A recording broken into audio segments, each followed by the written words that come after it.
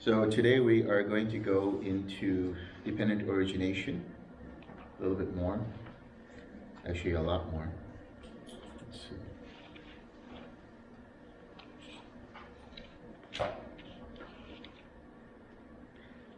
So the sutta I'm reading right now is Majjhima Nikaya number 9, and this is called the Samaditi Sutta, also known as right view. Thus have I heard on one occasion the Blessed One was living at Savatthi in Jeta's Grove, Anathapindika's park.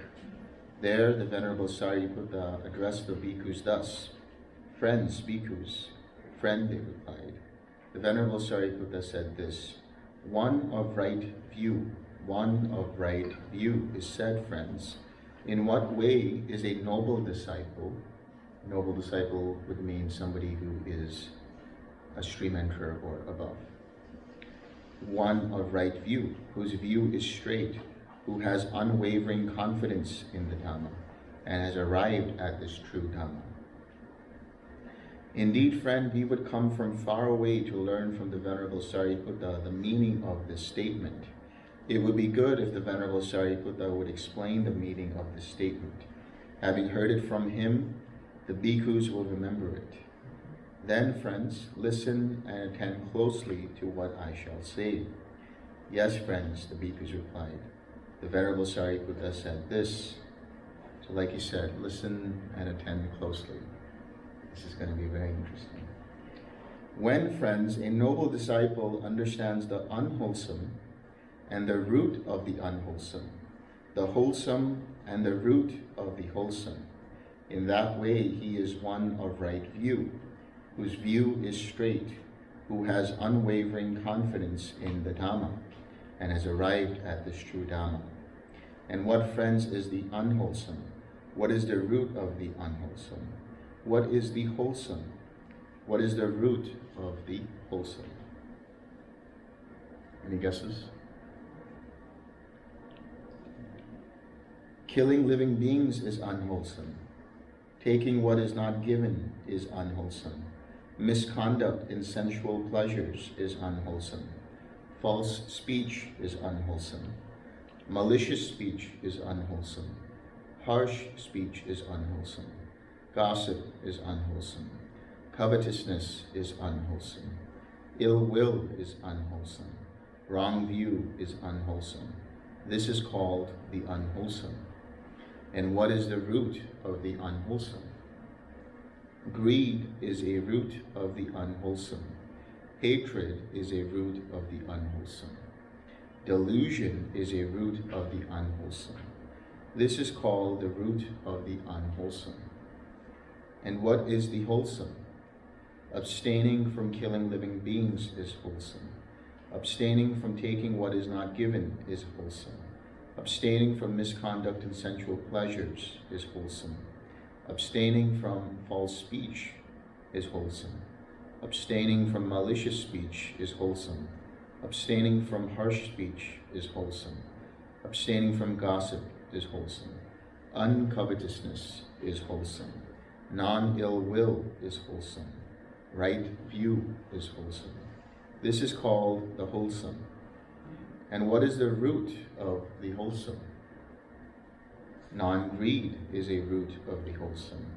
Non-hatred is a root of the wholesome. Non-delusion is a root of the wholesome. So what is non-greed? Generosity. Generosity. Contentment. What is non-hatred? Loving kindness, compassion. What is non-delusion? Right view. Right view, wisdom. That's right.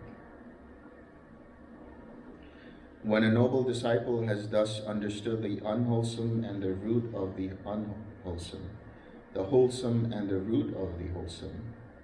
So when someone who has an attainment, a stream enterer, understands this, he entirely abandons the underlying tendency to lust, meaning when he becomes an anagami, he gives up sensual craving. He abolishes the underlying tendency to aversion, And so he lets go of aversion as well. He extirpates the underlying tendency to the view and conceit, I am. That's an arhat. And by abandoning ignorance and arousing true knowledge, he here and now makes an end of suffering. In that way, too, a noble disciple is one of right view, whose view is straight, who has unwavering confidence in the Dhamma, and has arrived at this true Dhamma. Saying, "Good friend," the bhikkhus delighted and rejoiced in the Venerable Sariputta's words. Then they asked him a further question. "But friend, might there be another way in which a noble disciple is one of right view, and has arrived at this true Dhamma?" There might be, friends. When, friends, a noble disciple understands nutriment, the origin of nutriment, the cessation of nutriment, and the way leading to the cessation of nutriment. Does this sound familiar?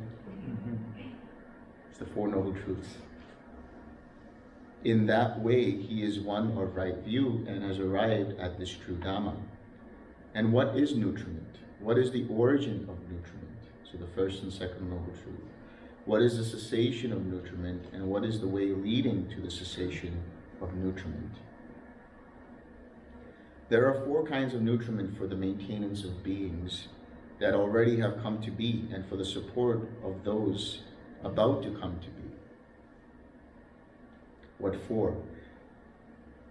They are physical food as nutriment, gross or subtle. So what's the difference between gross and subtle? Gross is physical food, and subtle is food of the devas. Contact as the second, mental volition as the third, and consciousness as the fourth. These are the four nutriments. That is, food, physical food, which makes up form. Your body is built up of food, of nutrition. Contact as the second. Contact leads to feeling. Mental volition as the third. These are formations. That gives rise to consciousness. So feeling gives rise to perception. And consciousness as the fourth. So what they're talking about really is that which leads to the five aggregates. Food leads to form. Contact leads to feeling and perception. Intention leads to, where intention is a carrier for formations, and consciousness leads to awareness, or consciousness itself. With the arising of craving, there is the arising of nutriment. When there is craving for food, you go and seek food, and that food builds up your form. When there is craving for contact, that contact gives rise to feeling and perception. When there is craving in intention, that gives rise to a fettered consciousness, and so on. The way leading to the cessation of nutriment is just this Noble Eightfold Path. That is right view, right intention, right speech, right action, right livelihood, right effort, right mindfulness, and right collectedness. Now when he says the way leading to the cessation of something is a Noble Eightfold Path, I just want you to consider in your mind that you can replace the Eightfold Path with the 6 R's. Because the 6 R's are right effort. Right effort is at the heart of the Eightfold Path. We've talked about this before. You go from the wrong path to the right path through right effort, through the 6 R's. So anytime you hear me read, and the way leading to this so-and-so is the Eightfold Path, in your mind, see it as the way leading to the cessation of so-and-so is the 6 R's. When a noble disciple has thus understood nutriment, the origin of nutriment, the cessation of nutriment, and the way leading to the cessation of nutriment, he entirely abandons the underlying tendency to greed. He abolishes the underlying tendency to aversion. he extirpates the underlying tendency to the view and conceit I am, and by abandoning ignorance and arousing true knowledge, he here and now makes an end of suffering. In that way, too, a noble disciple is one of right view, whose view is straight, who has unwavering confidence in the Dhamma, and has arrived at this true Dhamma. Saying, "Good friend," the bhikkhus delighted and rejoiced in the Venerable Sariputta's words. Then they asked him a further question. "But friend, might there be another way in which a noble disciple is one of right view, and has arrived at this true Dhamma?" "There might be, friends.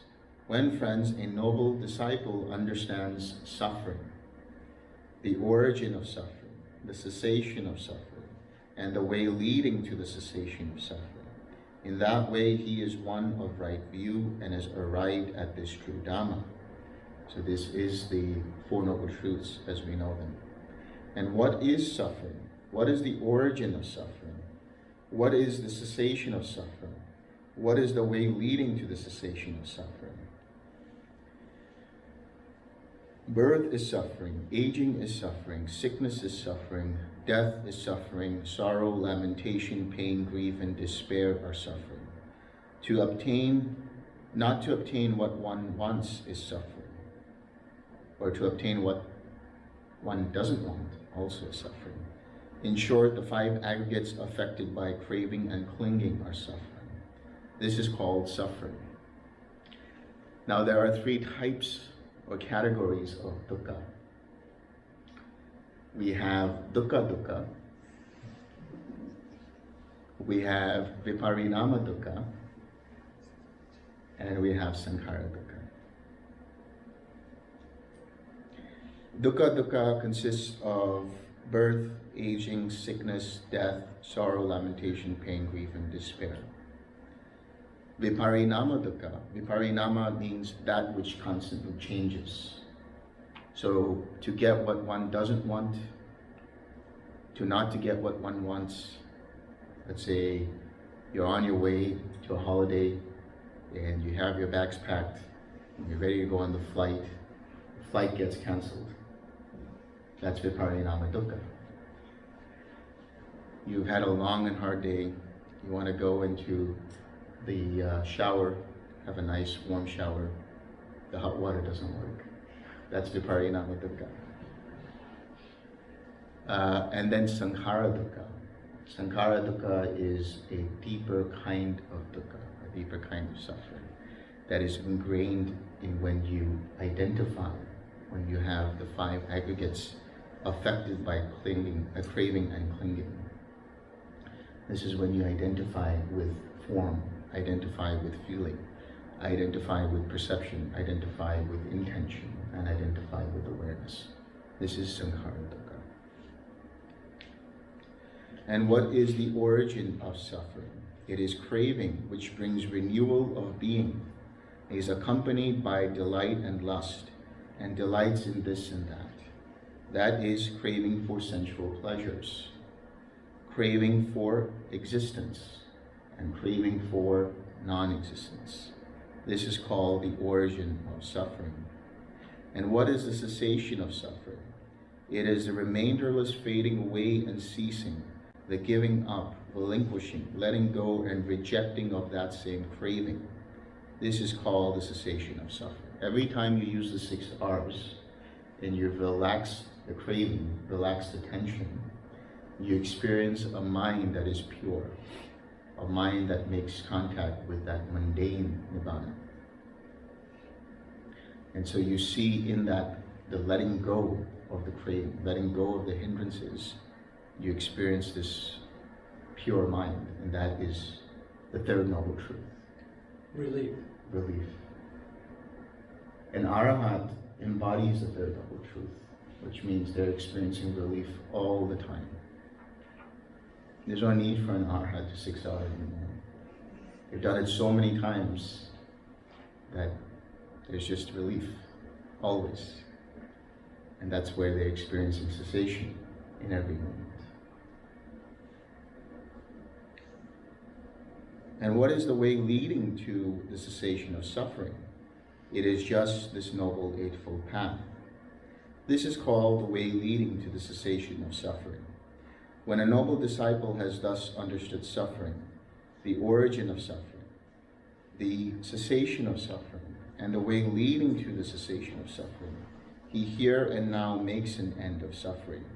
In that way, too, a noble disciple is one of right view and has arrived at this true Dhamma. Saying, "Good friend," the bhikkhus delighted and rejoiced in the Venerable Sariputta's words. Then they asked him a further question. "But friend, might there be another way in which a noble disciple is one of right view and has arrived at this true Dhamma?" There might be, friends. When, friends, a noble disciple understands aging and death, the origin of aging and death, the cessation of aging and death, the way leading to the cessation of aging and death, in that way he is one of right view and has arrived at this true Dhamma. Now what they're talking about is from the Pali Jaramarana. This is the 12th link of dependent origination. So now we are entering into the territory of dependent origination in the reverse order. And what we're going to do is see how dependent origination arises and ceases from the lens and context of the Four Noble Truths. This is what's going on.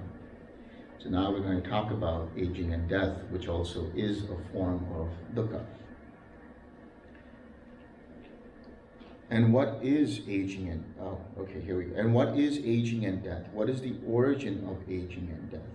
What is the cessation of aging and death? The aging of beings in the various orders of beings, their old age, brokenness of teeth, grayness of hair, wrinkling of skin, decline of life, weakness of faculties. This is called aging. The passing of beings out of the various orders of beings, their passing away, dissolution, disappearance, dying, completion of time, dissolution of the 5 aggregates, laying down of the body. This is called death. So this aging and this death are what is called aging and death. With the arising of birth, there is the arising of aging and death. With the cessation of birth, there is the cessation of aging and death. The way leading to the cessation of aging and death is just this Noble Eightfold Path. Can you 6R aging and death? You can try. The sutra says, what's the maximum year that a person can live up to? What is it? The maximum. 120 years? Or Probably 120 years. 120 years. Yeah. You know, Chinese medicine says 120 years. I wasn't sure. I've heard of people living longer, but it's not well documented, or there's not much evidence for that. But yeah. But in the suttas it says if the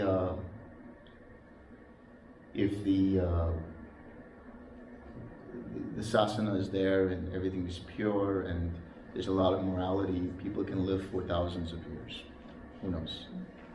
And then can meditation slow down the aging process? Yes.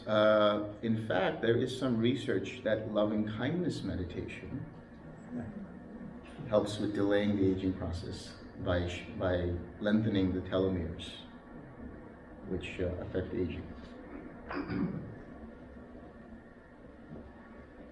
So coming back to that, can you 6R aging and death? No. Oh, sorry, you had a question.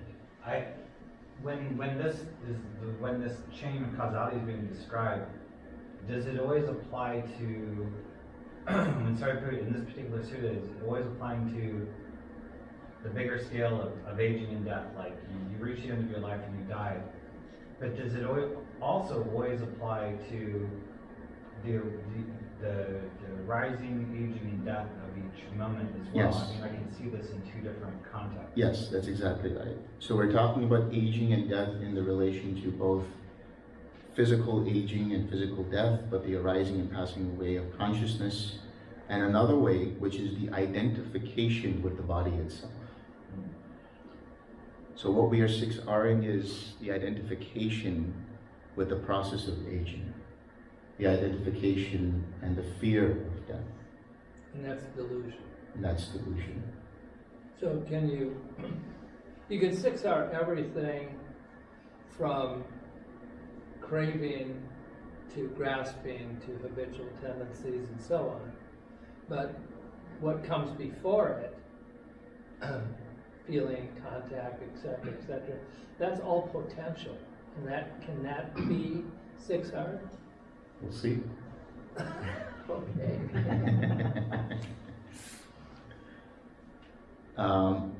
Yeah, we'll see. I'll explain that as we're going through the links, because first we'll do aging and death and then work our way backwards.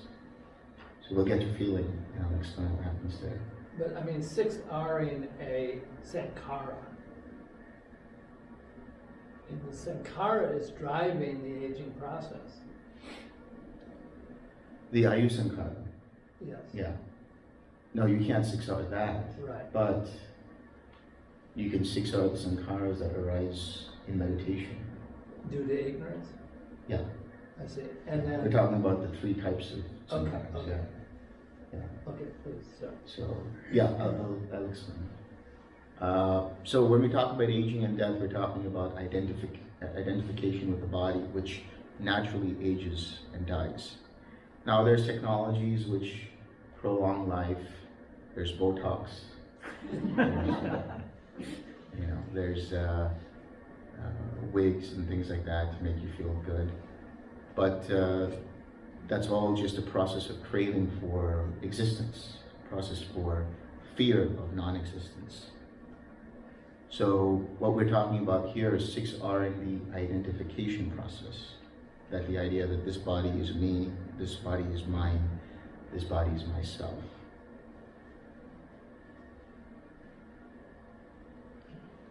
There's something that is a mystery to me is when we talk about identification, the process of identification itself is mysterious. A question could be who identifies? From where does the urge come? Yeah.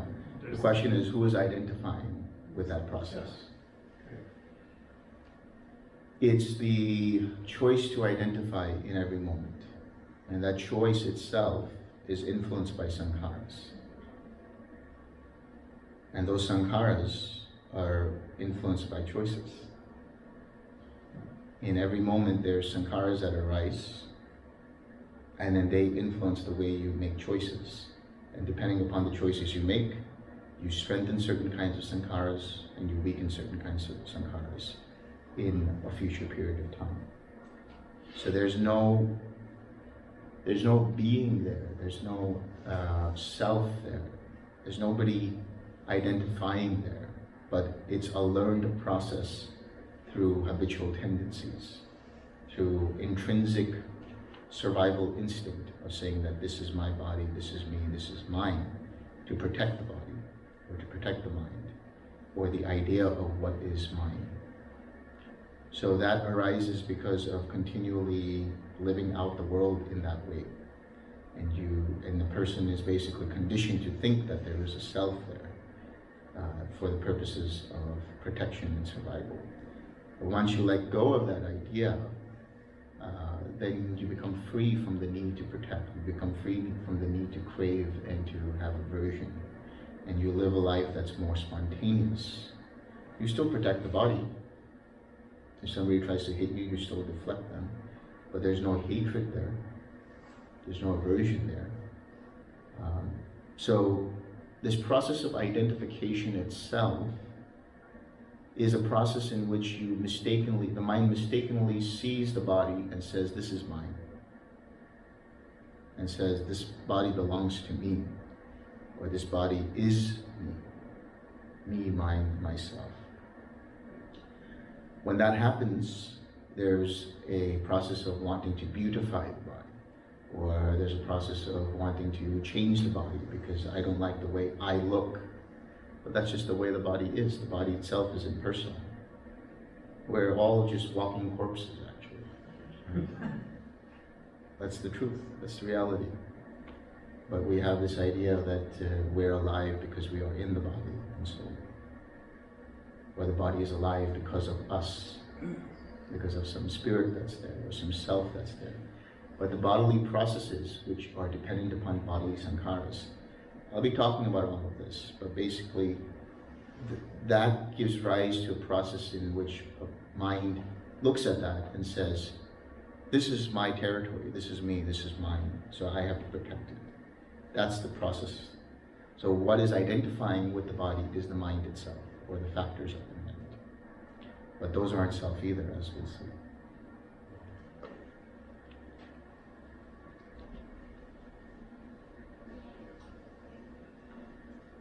So we don't 6R aging and death, but we 6R the identification process. That is the fear of death, the fear of aging, and so on. When a noble disciple has thus understood aging and death, the origin of aging and death, the cessation of aging and death, and the way leading to the cessation of aging and death, he here and now makes an end of suffering. In that way too, a noble disciple is one of right view, and has arrived at this true Dhamma. Saying, good friend, the bhikkhus delighted and rejoiced in the Venerable Sariputta's words. Then they asked him a further question. But friend, might there be another way in which a noble disciple is one of right view and has arrived at this true Dhamma? There might be, friends. When, friends, a noble disciple understands birth, the origin of birth, the cessation of birth, and the way leading to the cessation of birth. In that way, he is one of right view and has arrived at this true Dhamma. And what is birth? What is the origin of birth? What is the cessation of birth? What is the way leading to the cessation of birth? The birth of beings in the various orders of beings, their coming to birth, precipitation in a womb, generation, manifestation of the aggregates, obtaining the basis of contact. This is called birth. The 5 aggregates are always changing in every moment. Your form is always changing. Feelings come and go. Perceptions come and go. Intentions come and go. Awarenesses arise and pass away. So there's always a rebirth happening in every moment. There's an arising and passing away of consciousness. There's an arising and passing away of feelings. There's an arising and passing away of perception. There's an arising and passing away of intention. And form is always decaying, always changing. I'm hearing that you're using the word intention and sankhara almost interchangeably. Yes. Why is that? Because it's through intentions that sankharas flow. And it's through sankharas that intentions are influenced. I see them as being synonymous. So intention here is the Pali word chetana, the volition, the will. But it is through that which sankharas flow. So, but you can call them formations, which is the translation of sankharas, or preparations, or constructions, or mental impressions. So if the form, the feeling, the perception, the formations, the consciousness, they're always arising and passing away. They're always experiencing birth, death, birth, death, birth, death. This is what you see at infinite consciousness. This is what you see when you see the arising and passing away of the eye consciousness, the ear consciousness, the nose consciousness, and so on. But there's another way to understand this idea of birth. Birth also means the birth of action. So that's the birth of mental action, when you have a thought or an idea. The birth of verbal action, where you say something. And the birth of physical action, where you actually do something. So we're talking about thoughts, words, and deeds. The birth of these can be 6R'd, if you know what to 6R. And you 6R what is the preceding link, which is bhava, and we're going to get to that. Once you have a thought, once you say something, once you do something, you cannot take it back. So you think about the stream of dependent origination. It's a river of dependent origination. Everything from ignorance, formations, consciousness, nama, rupa, or mentality, materiality, 6 sense bases, contact, feeling, craving, clinging, being, birth. That's the waterfall. You can't get back up. But this bend, which is bhava, you can 6R that before you go all the way down. So it's like releasing an arrow. You know, all of the tension that's there is all of the other links except for birth. And when you release the arrow, you can't call it back. When you fire the gun, you can't call back the bullet. So that firing process, that shooting process, is the birth of action. And the consequences then are locked in. They're locked in. Then now you experience that new karma as old karma in a future moment. So then you experience the suffering, you experience the whole massive suffering, as they say. So you're saying that arrow or bullet can be stopped at the birth stop? At the bhava, which is becoming. But then what, isn't craving is where you cut the link though? How is the two? I'll explain it. Okay. So bhava is the reaction. So if we're 6R in that, isn't it too late already since it's already reacted? It's not the reaction. It's the tendencies that lead to the reaction, which is the birth. Which is the birth. Yeah. Okay. Cool. So can that be, all those links can be 6R up to feeling anywhere along that path. So that's just, but once you go past bhava, habitual tendency, and you buy into that one, then the story's written. That's it. You can't do anything about it. Question? Could you clarify that? You said you can't 6R a feeling, or did I hear wrong? That's right. You said you can't 6R a feeling. You can't? I'll explain it. Okay. When we get to these different links, I'll explain it. So, as you asked, Molly, you asked, what about craving? You can 6R craving, but you can 6R clinging, you can 6R becoming, and I'll explain how that's the case. Okay. So,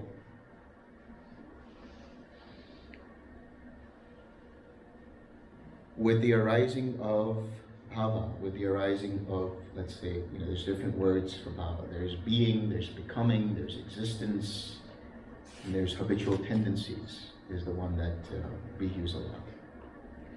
So if you're looking at it from the context of the birth of action, we're talking about the habitual tendencies. If we're talking about the birth of a new being, we're talking about bhava in the form of becoming. That is to say, what happens in the process of becoming is that becoming leads to the new birth. And that process I'll explain in a little bit. Let's get to bhava. With the cessation of habitual tendencies, there is the cessation of birth of action. The way leading to the cessation of birth of action is just this Noble Eightfold Path, or the 6 R's. When a noble disciple has thus understood birth, the origin of birth, the cessation of birth, and the way leading to the cessation of birth, he here and now makes an end of suffering. In that way, too, a noble disciple is one of right view and has arrived at this true Dhamma. Saying, "Good friend," the bhikkhus delighted and rejoiced in the Venerable Sariputta's words. Then they asked him a further question. "But, friend, might there be yet another way in which a noble disciple is one of right view and has arrived at this true Dhamma?" "There might be, friends. When, friends, a noble disciple understands being," we'll use the word being for now, "the origin of being, the cessation of being, and the way leading to the cessation of being, in that way he is one of right view and has arrived at this true Dhamma." And what is being? What is the origin of being? What is the cessation of being? What is the way leading to the cessation of being? There are these 3 kinds of being. Sense sphere being, that is the kama dhatu. Fine material being, that is the rupa dhatu. And the immaterial being, that is the arupa dhatu. So let's just break this apart. Now we're going to look at it on different levels. First, on the macro level, which is from one lifetime to another, when we're talking about the process of rebirth. What they're talking about is that certain inclinations lead to certain kinds of birth in different kinds of realms. Dhatu is a category of realms. Kama Dhatu means the sense sphere. So that's everywhere from the hell beings, hell realms, all the way up to the sixth sensual heaven. The Rupa Dhatu has to do with the jhanic realms, that is the first Brahmaloka all the way to the fourth Brahmaloka and the pure births. And the Arupa Dhatu has to do with all of the, well, just the four Arupa Lokas, that is to say infinite space, infinite consciousness, nothingness, and neither perception nor non-perception. So how does this process work? Bhava is one of the most intricately interconnected links in dependent origination. You have to look at dependent origination not only as a linear process, not only as a cyclical process, but a process which has interconnections. So the bhava has many interconnections. We'll talk more about bhava tomorrow, but just have an understanding that bhava has interconnections at formations, has interconnections at consciousness, has interconnections at contact, has interconnections at feeling, at craving, and at clinging. The reason is because bhava is seen as a library of habitual tendencies from which a person acts. So, let's say on the macro level, even on the micro level, but let's take the macro level for a minute, the larger picture. When a person has wholesome tendencies, how do those wholesome tendencies arise? Because of wholesome choices. And they make those wholesome choices. How do those wholesome choices arise? Because of wholesome formations. The formations that are kusala, that have the roots of non-greed, the roots of non-hatred, the roots of wisdom, or non-delusion. So when those formations arise, they give rise to a consciousness. And in that consciousness, there can be different kinds of consciousnesses that arise. They can be consciousnesses, if they're wholesome, that are rooted in loving kindness, consciousnesses that are rooted in generosity, consciousnesses that are rooted in compassion, consciousnesses that are rooted in forbearance, and so on and so forth. Then the way the person went through that filtration system of consciousness perceives contact through nama rupa and the six sense bases, the feeling they experience, they see it as wholesome or from a wholesome perspective, even if the feeling is painful or pleasant or neutral. There they identify with it, and so there is the craving. When they crave in the form of identification, they're clinging to that experience, and then they add to the library of wholesome tendencies, which are at bhava. So when you act from those wholesome tendencies, you are refueling that process again with the energy. Every time you act upon a wholesome tendency, and with the identification with that wholesome tendency, you are refueling the roots at the formations. You are then refueling the same consciousness, the same contact, the same feeling, the same perception, and so on. Likewise with the unwholesome tendencies.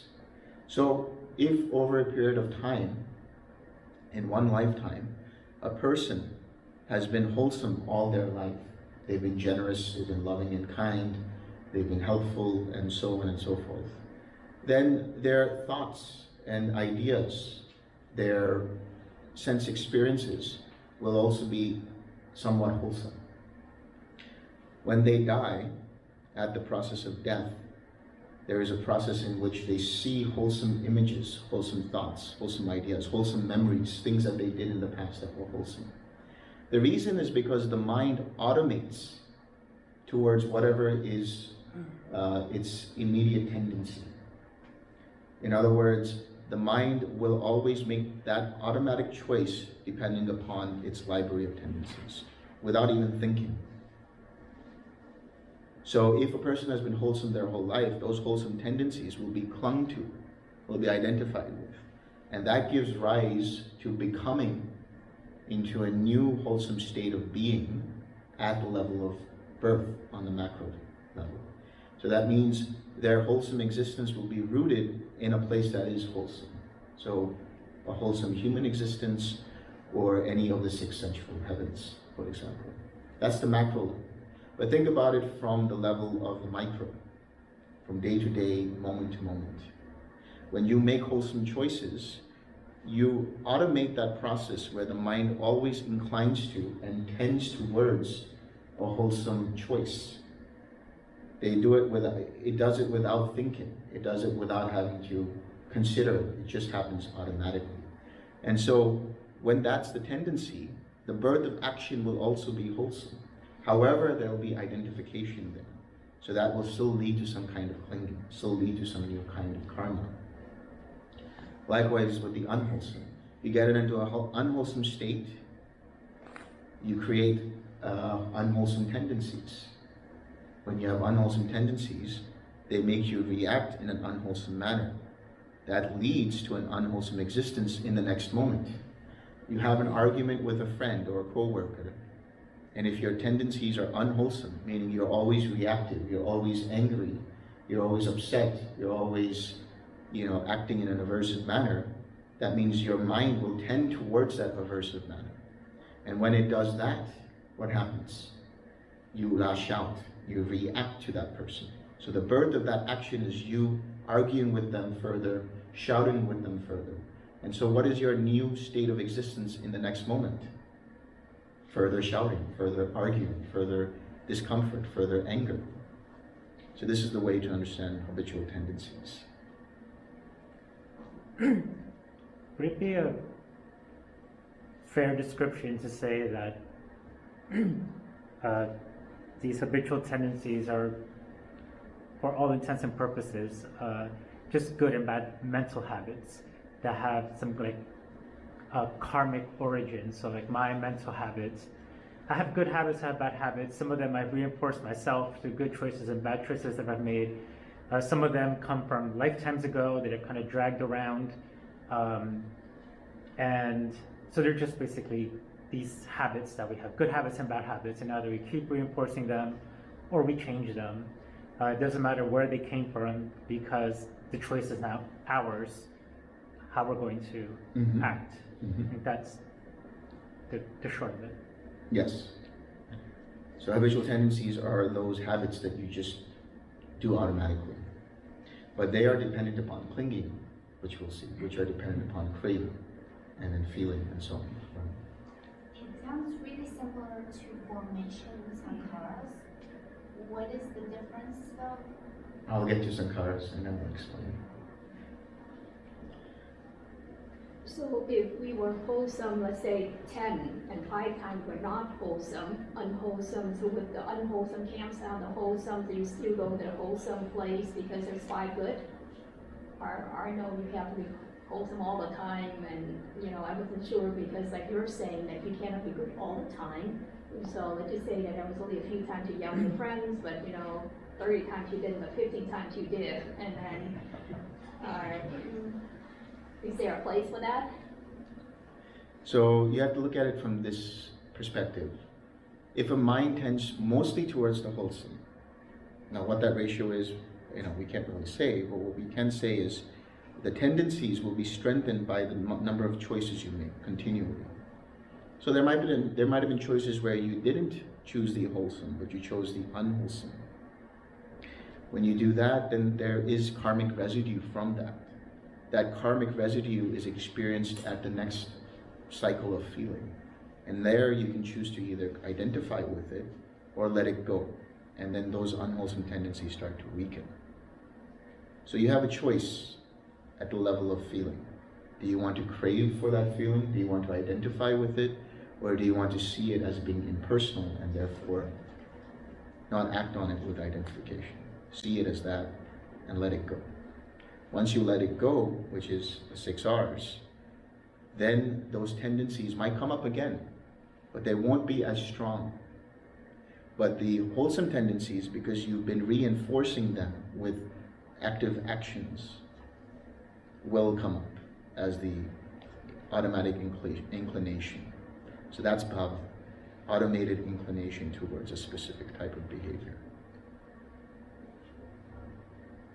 The neuroscience on that is kind of use it or lose it.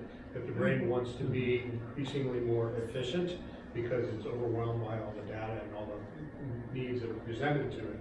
So if a neural pathway is unused, then it will be pruned, pretty much disassembled, and the parts all recycled. That's how we grow as children, because we come in with the most neurons we're ever going to have in our whole lifetime, and then the ones that we don't use get pruned away to fit us to the environment that requires the environment. Now, the other side of that is myelination, that if a thought is repeated several times, then the brain picks up on the fact that, oh, we have to keep doing this, let's make it easy because it's expensive to kind of put it all together. And so we're just going to automate that, and the way it does that is to these little astrocyte cells come out and they slather myelination on the sides of the neural pathways so that electricity flows through them more quickly, and then they're more efficient, and that becomes the kind of substrata outline of the brain is, well, we're wired to do this, but it's not hardwiring. You can always change it through practice. You can ignore these and do these, and you'll move it in that direction. What he said. That's exactly it. That's the whole process of this habitual tendencies, being able to prune out the synapses that you don't want or that are not conducive for you, and strengthening those synapses that allow you to flourish in your life, flourish in the Dhamma. So if you choose to maintain the precepts, for example, you are strengthening those synapses. If you choose to break the precepts, then you're choosing to strengthen those synapses and prune those synapses that have to do with breaking, that have to do with maintaining the precepts. So to simplify everything, it's basically why we call it habitual tendencies, because it's just the best way, the easiest route towards, or the easiest road, or the easiest choice that's taken in terms of just automating that process for greater efficiency. So if your habitual tendencies are more wholesome, you'll be a more wholesome person with wholesome choices. But if your habitual tendencies are unwholesome, you'll be a more unwholesome person who acts upon unwholesome choices. Any further questions on this?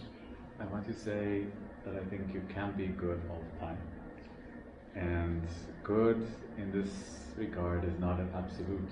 Even if you have anger, you can choose to exercise it in a way that's more wholesome, right? And this has more to do with how present you are, right? And how aware you are of the distinctions between the states than some standard that you have to meet all the time.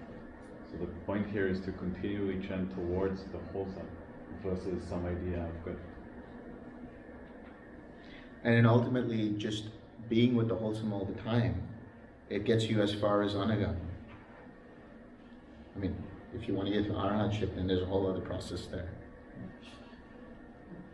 But yes, exactly. I mean, you can decide to take your anger and transform it into something else. Let go of that and still be wholesome in your expression. You don't have to be unwholesome by causing pain and suffering to another person. Or yourself. Or to yourself. Yeah. So at the moment of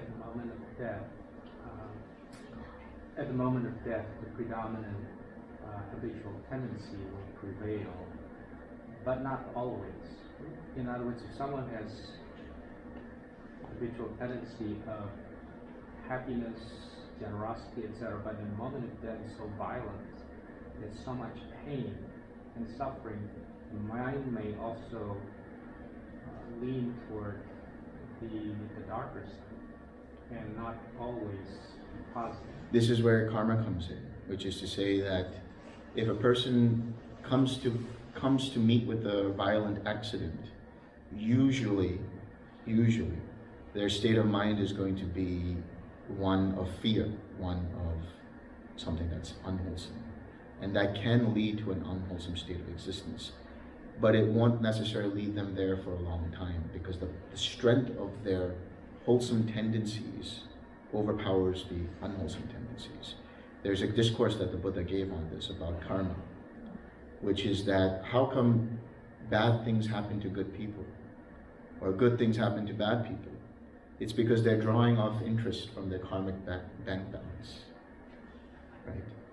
And so if a person is very rich, but then they act really terrible, they're just drawing off of whatever they've done in a past life. And then, now that they're acting terrible, they'll reap the benefits of that at a later period of time. But it's not linear in the sense that, oh, okay, now this karmic has to come into fruition, this karma has to come to fruition. It can happen depending upon the energy of that karma. That energy is given through emotion, action, intention, and so on.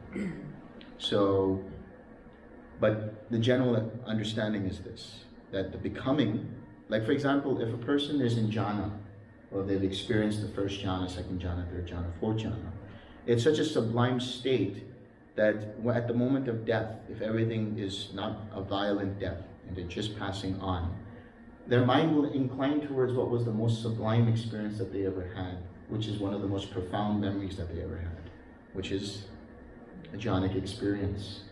That then leads them into a jhana realm. If they've had an arupa experience, that leads them into an arupa realm. That brings up an interesting question about, especially where I see a lot of people dying of prolonged death, like in the intensive care unit, where on multiple life support, etc., and the family members would not allow them to die. Yeah.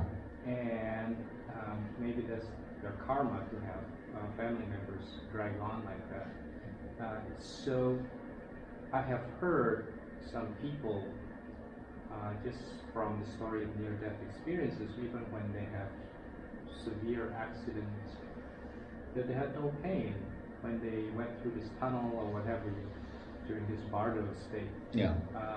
And what's this? What are the bardos? View Yeah. This thing, and when is the moment of death itself actually?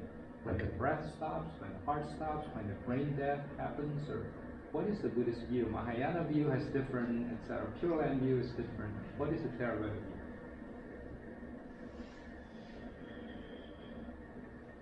Okay.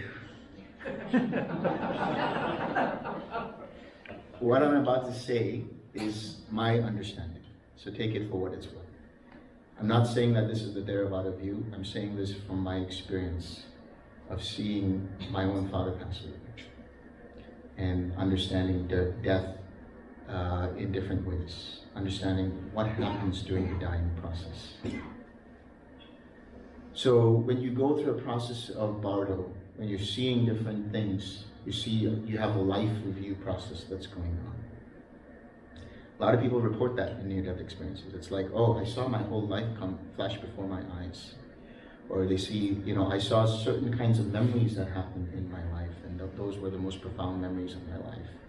Or they go through the bardos. But all of that is still a mental experience. Now, you two are physicians, so you might disagree with what I would say is the definition of when a person dies. The medical definition, correct me if I'm wrong, is when the heart stops, the brain stops, and the respiration stops. Is that right? Not always. You have also brain death. That's why brain death. Donation can happen with brain death. Okay. So, look at it from the context of the 6 sense bases and the 4 great elements. So we're looking at it from a very Buddhist context. The understanding is that even when the heart stops, even when the respiration stops, even when there's no more brain function, there is still life going on, actually, for some time. And first, the air element unwinds. Then the fire element unwinds. Then the water element unwinds. So the air element has to do with movement of air, respiration, makes sense. Fire has to do with heat. So you start to see that the body gets cold, it's losing heat, it's losing fire energy, fire element. Water element, the blood starts to stop flowing, there's no more movement of water element in the body. The earth element is decaying, it's diminishing, but it's not completely gone yet. While this is happening, the six sense bases are still active. So even after what is understood as death, the six sense bases are still active at some point. And how that's understood is the first sense base to go is the sense of smell, then the sense of taste.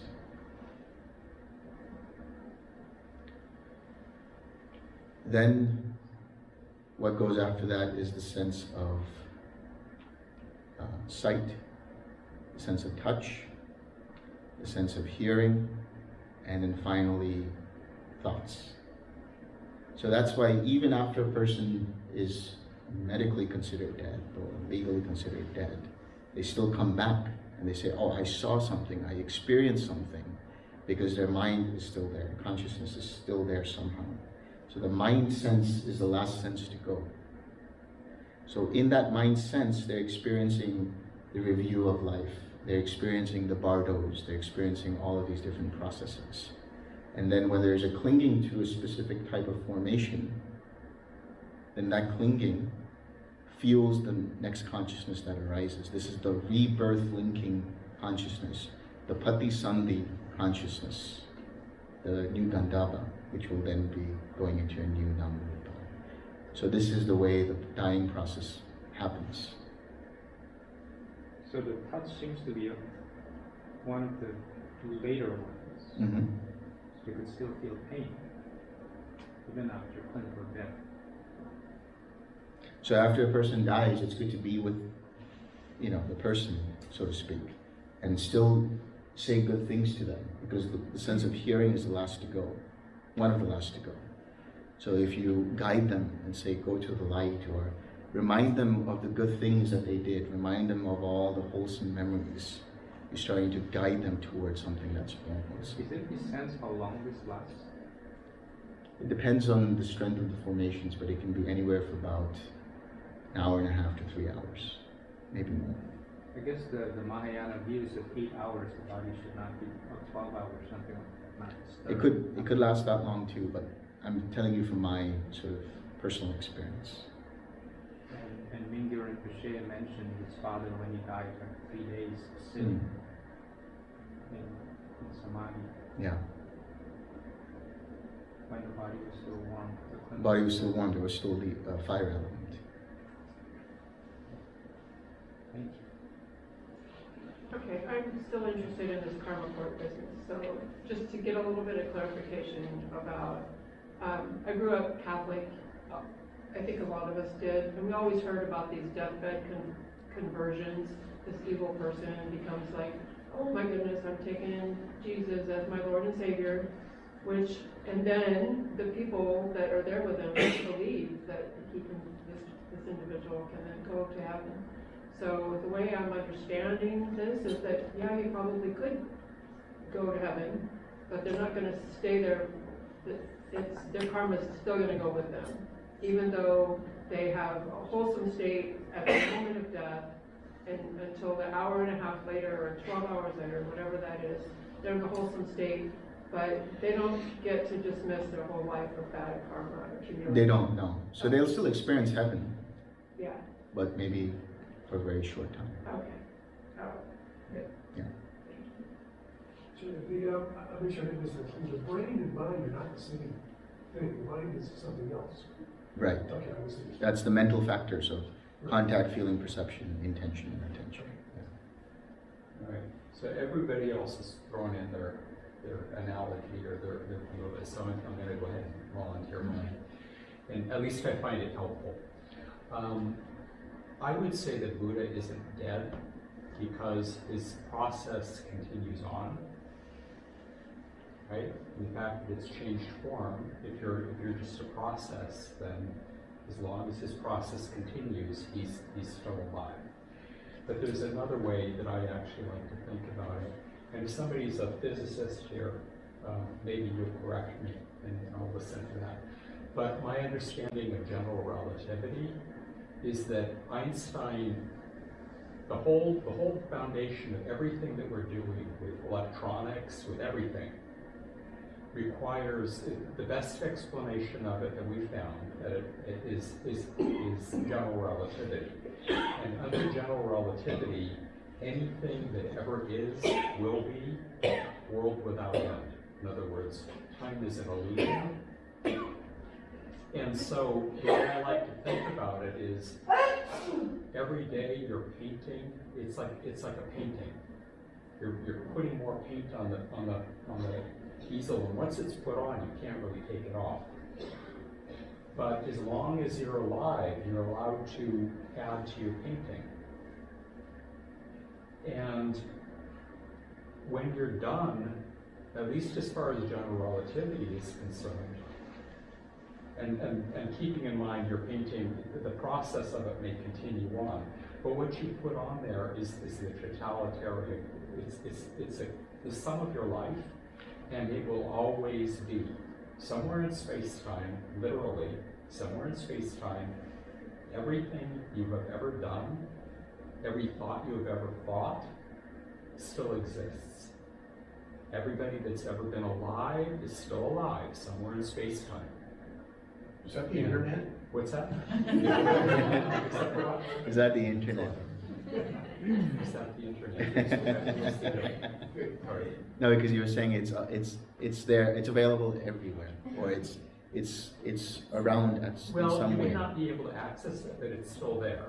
And I found that very helpful when my parents were dying, thinking about it. And Einstein actually said on the death of his friend, he said, to us believing physicists, death is an illusion, even if a persistent one.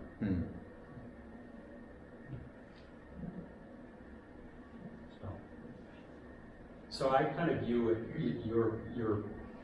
your karma is the whole of the painting. And so if you messed up here, well, you can correct it over there. Right. And as long as your process is ongoing, you can change how the picture is going to turn out. But you can't take paint off of a picture once you put it on. Right.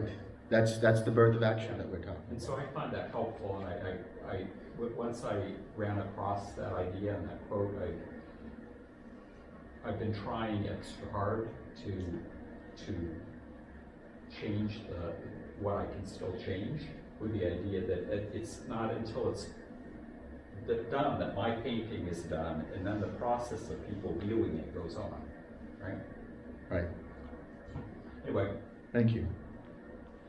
Just very quickly, I wanted to share that I read a sutta, and I can't remember, I have to go look it up again, where a monk was asking the Buddha about what's going to happen, and along this idea of my last thought when I die, and the Buddha said, think of a tree when it's about to fall, which way is it inclining? East, west, north, south, and whichever way it's inclining, that's where it's going to go. And just to reinforce the idea of habitual tendencies, whichever way you're inclining, that's the way you're going to go. So I guess I bristle a little bit, the idea of like your last thought is the final thing. I guess I'm more comfortable with the idea of your tendencies overall, like which way are you leaning? Well, the idea is that the last thought, generally speaking, will be one in a collection of those habitual tendencies. There can be exceptions, obviously, if somebody is a good person and they have a violent death, but even then, the strength of that will be not as persistent as all of those wholesome tendencies that they had. Right. So the experience of the effect of that particular thought, the immediate thought actually is that which gives rise to the next life. It is. I mean, there's no one way about it. No two ways about it. It's the inclination of that which leads to that last thought. So if somebody had a last thought where they had an accident, it's going to lead them into a bad destination, as is known in the suttas. Give me the sutta number reference for that. What's that? If you give me the sutta reference for that at a later time, the last thought is definitely the last, the next birth. If you go to, let me see if I can find it here. Well, I'll let you know. Yeah, you let me know. Yeah. 'Cause I guess I've read a sutta that says otherwise, and I like that better. But that's Maybe we're saying the same thing. If you take that idea, the last thing to go are the thoughts. Yeah. That's the last thought, right? Right. So even though the accident may have been quite traumatic, Yeah. that's not their last thought necessarily. Yeah. Unless there's, just ejected at that exact instant. Right. But there's still time for more thought, and That's if that's true. the tendency. Because think about it, even after they die, supposedly die, to that point, there's still a flow of thoughts going on. So the habitual tendencies might still overpower that supposed last thought.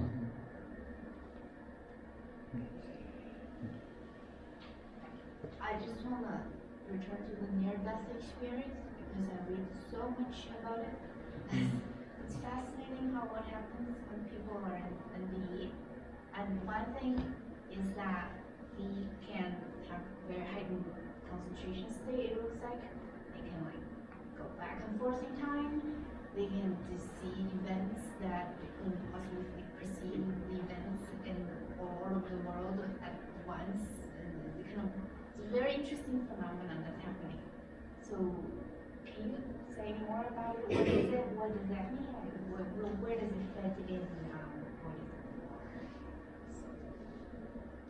I've never had any of that experience, so I can't really tell you.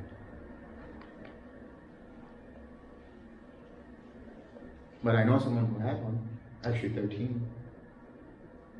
And his experience of it was, depending upon which near-death experience it was, in different times in his life, he always had this experience of going into the tunnel of light. Or he had like a download of information that came out from somewhere in the ether, as he calls it. And so those could be in relation to gifts from the devas. Maybe that could be one way of interpreting it. Maybe certain kinds of, because you're not limited in the mind and body anymore, or you're not limited by the physical aspect of the body. You're kind of unlimited, or you don't have any resistance, so maybe you start to develop insight into what's actually going on. That might be one way to explain it. So is it true that the Arahant knows everything? No. No. Because they say that he can tap it from a pool of choices that I know. But that doesn't mean he knows everything. He doesn't know everything all at once. Nobody knows anything all at once. It's impossible. Not even the Buddha. If that was the case, there's a story of the Buddha where he talks to them about, dependent origination. He talks about, the existence and cessation of existence. And he goes out into his cave and wherever he goes and he meditates. And meanwhile, there's a few people who misinterpret what he says and they kill themselves thinking that's what he meant, the cessation of existence. Now, if he had known everything all at once, he could have prevented that. So he came back and he said, "What happened, monks?" And they said, well, these people were interpreting it this way and they killed themselves. So he had to refine his messaging. No, I was kind of following on from what you said earlier, that the person came back down, felt like he had a lot of... Yeah, there's a friend of mine who had this near-death experience. On his 12th near-death experience, when he came back, he had this download of information on insights about reality and life and things like that. But he didn't know everything all at once. He had to really think about it one thought at a time. Anyway. Okay, let's get back to the Dhamma. I think it's the Dhamma question. So it seems like a lot of the right view are things that could be an individual with good parents, could grow up in a very wholesome environment and naturally grow up with right view. Are they like automatically a noble one because they have right view? Is that? No. No. No. They still have to let go of doubt. They still have to let go of a belief in personal self. They still have to let go of clinging to rites and rituals. But if they are Sotapanna and they get born in a, what do you call it, a Dhamma family, let's say a family that follows Dhamma, they might already be born a Sotapanna. I see. Yeah. Okay. Yeah. Okay. In fact, since we're talking about bhava, another way to understand bhava is that you can be born into a noble family, or you can be born into a wonderful family, and you can still make wrong choices. So you have the foundation, you have the good upbringing and everything, but how you choose to use that can still lead to a bad destination. Or somebody has a bad origin, they come into poverty or place of violence and refugees or whatever it might be, but they make their choices to uplift themselves and uplift others, and that could lead to a good destination. So this whole process is never deterministic. There's still choice in that matter. There's still intention in that matter. So if a Sotapanna is born in the next lifetime, one of the seventh, is the Sotapanna already kind of realized when growing up, already having no doubt in the path, having no significant sense of self, and there's No clinging to rights. and Yeah. reason. They'll be reintroduced to the Dhamma and immediately recognize it and say, oh yeah, this is home base for me. I totally know what this is.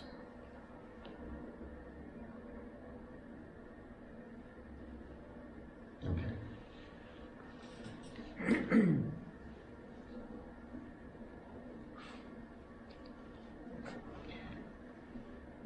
So, and what is being? What is the origin of being? What is the cessation of being? What is the way leading to the cessation of being? There are these three kinds of beings: sense sphere being, fine material being, and immaterial being. And then we talked about habitual tendencies. With the arising of clinging, there is the arising of becoming or being or habitual tendencies. With the cessation of clinging, there is a cessation of habitual tendencies. The way leading to the cessation of habitual tendencies is the Noble Eightfold Path. So, when you have a habitual tendency, that can lead into the waterfall of birth, right? But if you 6R and you recognize, oh wait, here's a habitual tendency, I'm about to make a choice, and I 6R it, I let go of all of that energy of habitual tendency, and I choose not to act in a way that is unwholesome. And so now you cease birth of action by having ceased that habitual tendency, using the 6 R's, right effort, Noble Eightfold Path. So there's no birth, no suffering arises, No pain, suffering lamentation, grief, despair. That whole mass of suffering is gone. So an example of this is we were talking about earlier, which is you have an argument with a friend or a co-worker. Your habitual tendency is to be upset by that. Your habitual tendency is to say, I am offended by this. So another point here. Habitual tendencies are also where the self is most concrete. The sense of self is most concrete. It's also known as apabhava. So this apabhava is a series of intentions that are made up to create the sense of self. And so when somebody gets upset by somebody saying something to them, they now have the sense of self that I am the offended one. How could they say this to me? Why did they say this to me? Don't they know who I am? Right? These are the thoughts that are coming in. So that's the craving, the clinging, the becoming. Now, if a person says, don't you know who I am? And says, How could you talk to me like that? How dare you speak to me that way? That is the birth of action. And now you have suffering. That person might punch you. That's despair. That's pain. But you could say, or you could realize that, oh wait, all of these thoughts are circulating in my mind. I should stop right there. Let me six about it. Let me let that go. And let me de-escalate the situation with loving kindness and compassion. So you don't have to think that. You can Right. just 6R it. Exactly. And what happens, it deconditions it that one time. Right. And if it comes back, you do it again. Right. And then the tendency is that it's a deconditioning process. Yes. And then so the concrete around the personality starts to crack. Exactly. And then eventually, what happens? Eventually, there's no more unwholesome tendency, that kind of unwholesome tendency there. It's now replaced by the wholesome tendencies. So it's gone. How long is it gone for? Okay. Forever. As long as there's no more fuel for it. Right. And then the nutriment for fear or anger or resistance is also gone. Yes. So it can never come up. That's right. It's actually pulled out by the roots. Right. Or it's deconditioned at the root. At the root. So in other words, what we're looking at is at the habitual tendencies. We're spending a lot of time here because the bhava is the one thing that a lot of people kind of have questions about. That's why I really want to clarify. So what you were just saying, which is, okay, now the unwholesome tendencies are replaced by the wholesome tendencies. While you're replacing the wholesome tendencies, what's that doing? In the chain of dependent origination, it's going back again in the next cycle, and the roots at the formations are starting to be deconditioned. So now the root of greed or hatred or delusion starts to weaken, and the root of loving kindness, of compassion, of generosity, and of wisdom starts to become even more dominant. And so then the next cycle of dependent origination through consciousness, non-rupa, contact, feeling, will give rise to an experience in which the person is more wholesome. It'll automatically tend towards the wholesome. That's the inclinations that's there. Clear? Yeah. Okay. So, can this make sure I understand so when we're sitting in our meditation, hindrances arise. Those hindrances arose because we broke precepts in the past. Yes. They broke, that's because habitual tendency came up and we acted on it. Yes. Action. So when we 6R that, it stops that instance, and it's wearing out the karma, or the Yes. habitual tendency, the connections that are referred to start to go. Yes. Correct? I'm so glad you mentioned this. I want to elaborate on that. So basically, yeah, that's how you should see hindrances, right? Hindrances are just the effects of past actions. You chose to break a precept, let's say, right? And then the breaking of that precept was the birth of action. That led then to reconditioning or conditioning the next cycle of dependent origination, or over a period of cycles of dependent origination, where then the formations, the sankharas, rooted or conditioned by that action, give rise to a certain kind of consciousness. And so it's like a snowball effect. The formations that were there, rooted in that akusala, in the unwholesome, rolls down, and then it becomes a huge snowball, not at bhava, not at birth, but at feeling. A hindrance is a feeling. A hindrance is a thought. So all of that potential, all of that momentum of that snowball is old karma that is experienced at the level of feeling. So when you act, when you have these bhavas, when you have these habitual tendencies and you act from there, the next cycle gives rise to the next cycle of sankharas, consciousness, then you have contact with it, and then there's a feeling, there's an experience. So when you broke the precept, that was the birth of action inclined, or where the inclination of that birth of action to break the precept stemmed from the habitual tendency. Now that gave rise to a next series of formations that then condition the rest of the process. And now the feeling that arises, that big snowball, is the hindrance. Now if you choose to identify with that hindrance, you choose to ignore that hindrance, you choose to push it away, you choose to suppress it, you choose to engage with it with craving, then you have craving, then you have clinging, then you have being, and then the rest of the cycle continues. But if you choose to see it for what it is, that is that it is an impermanent process, not worth holding onto, and therefore not me, not mine, not myself, and you 6R it, then the energy of that hindrance dissipates, because there's no more craving energy given to it, no more clinging energy given to it. That hindrance will arise again, because there's the momentum of previous formations. There's the momentum of previous inclinations. But because you 6R'd, that momentum of formations weakens. So the next arising of that hindrance will be weaker. And eventually it will dissipate and disappear. Remainderless fading away. What happens if you just suppress it? Use the power of your practice just to hold it back.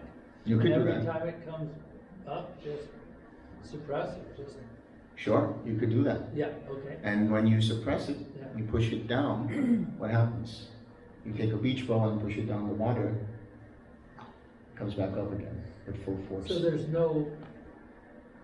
So can you? Why are you suppressing it though? Because there's Get rid of it. aversion there. Get rid of it. You want to get rid of it, meaning you have aversion for it. Oh, now you compounded the problem. Yes.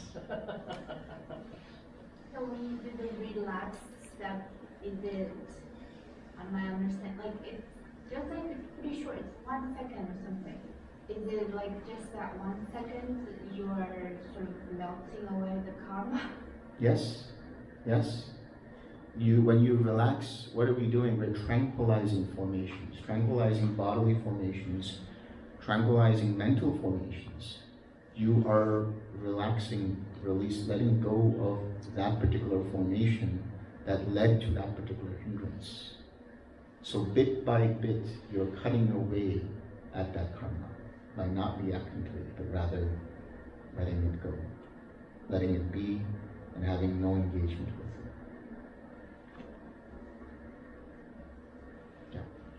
I want to get a little bit more in this exact. What we're looking for is attention in the body or in the head.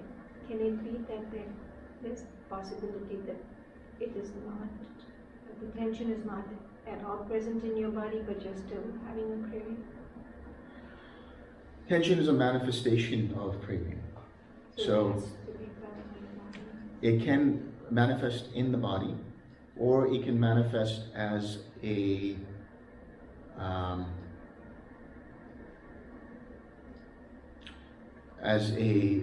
thought that has a lot of this craving energy, sankharas basically.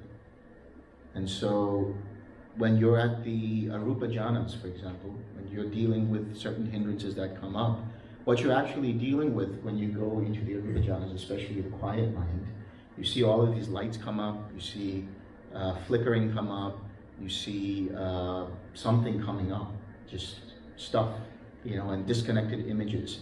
Those are those are formations. And those formations have to be let go of. At that point, all you're doing is releasing and relaxing, releasing and relaxing. You recognize, release, relax. Because at that point, you don't need to smile, because now it's not at the level of the body, it's the level of the mind. So anytime your mind, okay, here's another way of understanding craving. Anytime your mind becomes distracted, it's craving. So on the physical level, it's tightness and tension. On the mental level, anytime your mind is no longer in the present moment, no longer with whatever it was doing, anytime the attention is swayed, that's craving. Or a form of craving, one of the 5 hindrances. And in this case, would you say it's a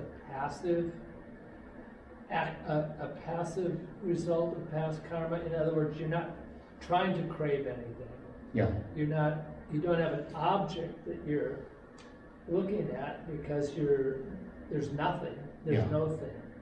So this is just the sankhara bubbling away. Yes. So it's really not so there's no controlling this. No. There is just Observing observing. and siksara. Yeah, because so we're in a pure mode of observing how the mind is working. Yes. And letting go of the distractions. Yes. That's And right. one of them will be craving, or It could be- or the impulse of this is all Right. rooted in craving. Right. Okay.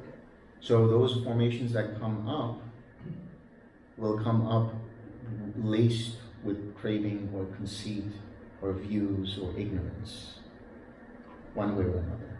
But if you let it go at that fundamental level of the sankharas, you're doing it in such a way that doesn't lead to further craving. And it's being deconditioned. It's being deconditioned. And eventually, You come to the unconditioned. because it deconditioned everything. You've deconditioned everything. That's why you have the cessation of perception, feeling, and consciousness. The most subtle formation is the sense of conceit, the sense of I am, the sense of this is me, this is mine, this is myself. So when that comes up and you engage with it, what are you doing? You're adding more of the sense of I am, this is me, this is mine, this is myself. But if you let it go, then once all of that is silent, there's no possibility of any perception, no possibility of any feeling, no possibility of any further consciousness. So the fuel for that, which are the formations, cease, and therefore you have the cessation of perception, feeling, and consciousness, and then come to the unconditioned.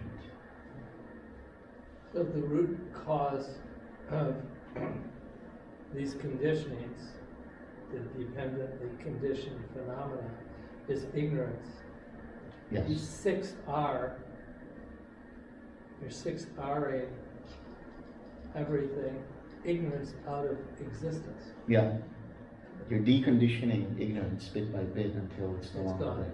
And what are you reconditioning it with? Wisdom. So the eye of wisdom appears. Yes. Once the ignorance is gone. Yes. Well, it's not real, it's a result, it's not a... Exactly. Okay.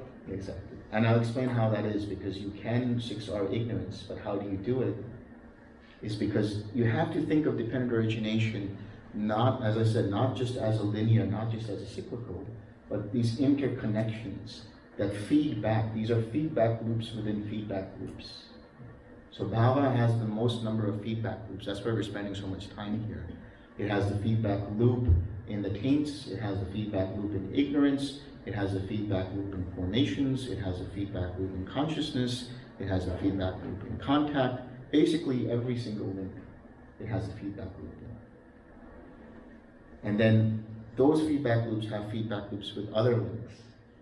And we'll go through them one by one. Ignorance, for example.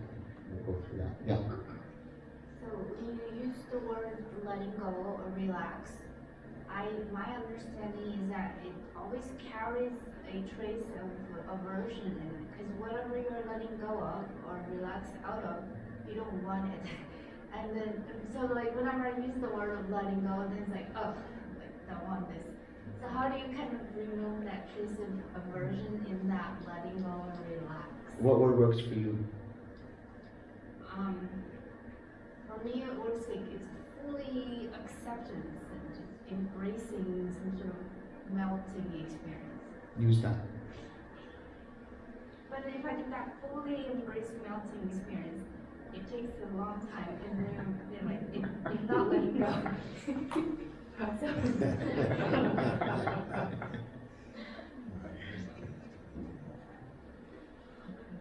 There's no aversion when you let go. There's aversion when you push it, when you resist it. Letting go, when you see this and you loosen it, is there aversion there? it's tight, the fist is tight, and it's causing you tension and tightness. Sure, you don't want that tightness and tension, but that's not aversion. Aversion is where the definition of aversion, or the subsets of aversion, is I don't like this. But you're not engaging with the hindrance by saying I don't like it. You're just seeing it as a painful feeling. Seeing it as a painful feeling, you're letting go of any identification or engagement with that painful feeling. That's all. But if you say I don't like it and you let go, you're not actually letting go. But if it helps for your mindset to say, I'm just accepting and letting it melt away, or however you want to phrase it, that works for you, that works for you. That's fine.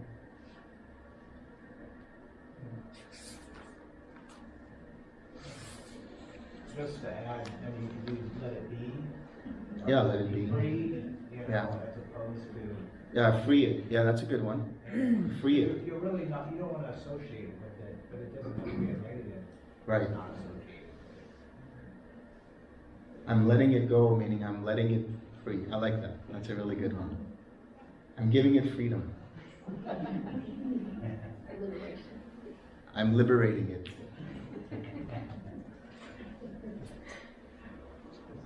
Is there a diagram somewhere of all the feedback loops, or what would be the best reference to? There will be. There will be. Kin, we're working on it, aren't we?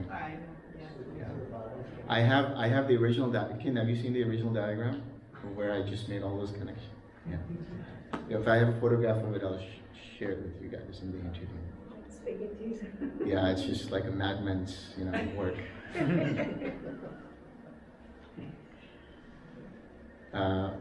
But if you're interested in knowing more about the charts and stuff, let me know in the interviews, and I have a free gift for you. Yeah. All right. Anything else?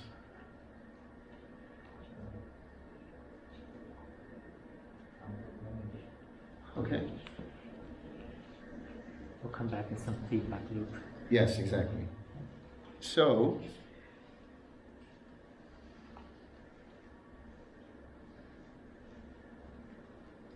when a noble disciple has thus understood habitual tendencies, the origin of habitual tendencies, the cessation of habitual tendencies, and the way leading to the cessation of habitual tendencies, he here and now makes an end of suffering. In that way, too, a noble disciple is one of right view and has arrived at this true Dhamma. Saying, "Good friend," the bhikkhus delighted and rejoiced in the Venerable Sariputta's words. Then they asked him a further question. "But friend, might there be another way in which a noble disciple is one of right view and has arrived at this true Dhamma?" There might be, friends. When, friends, a noble disciple understands clinging, the origin of clinging, the cessation of clinging, the way leading to the cessation of clinging, in that way he is one of right view and has arrived at this true Dhamma. And what is clinging? What is the origin of clinging? What is the cessation of clinging? What is the way leading to the cessation of clinging? There are 4 kinds of clinging. Clinging to sensual pleasures, clinging to views, clinging to rules and observances, and clinging to a doctrine of self. Clinging is translated from the word upadana, and that can also mean to acquisitions, that can also mean fuel, that can also mean grasping. So this is the process in which, as I was saying yesterday, in which the mind, once it says, I don't like this, or I like this, or I identify with it, now it comes up with reasons of why I like it, why I don't like it, why I identify with it. I'm a Republican because so and so and so. I'm a Buddhist because so and so and so. I am a man because so and so and so. My favorite foods are because so and so and so. I don't like you because so and so and so. Right? The because. That process of why, the rationalizing, the associations of why you don't like this or that. So clinging to sensual pleasures can be both clinging in the form of greed or aversion. It could be in the form of, I like it because so and so and so. You know, I like this song because I had my first kiss at this song, and this is the reason I like this song. I like this this food because when we were out here, you know, my mother made it, and now I just really like it. So now it's my favorite food. It's my favorite song. It's my favorite scent. You know, it's my favorite touch. This is my favorite clothing. You know, I really like this blanket because so and so and so, right? Or I really like this ideas. I subscribe to being a Buddhist because I like it, because it makes me feel good. I subscribe to the idea of being a Democrat because I believe in this and this and this and this. I subscribe to the idea of being whatever it is. All of these are the associations that are in clinging. So clinging to sensual pleasures is clinging in terms of the experience of six sense bases. The experience of six sense bases are feeling, Vedana. The I like it, or I don't like it, or I am it, is the craving. Because I like it because is the clinging. And the associations and rationalizations are the clinging for that. That then gives rise to an identity in bhava, which says, I don't like this because so and so and so, and therefore I am this. And therefore I'm going to act from this identity. So now I'm starting to build this process of inner. Is this making sense? Yeah. Questions so far? Good. So then, clinging to views. There are 62 different types of views. Let's go over them. Reverse order. Forward and reverse order, actually. Right now, there's 26. There you go. But we're not counting you. No. Let's take a break from here because I'm not going to go through all the 62 views. No. I'm just going to go through 6. Okay. Yeah. So should we take 5? Yeah. Okay.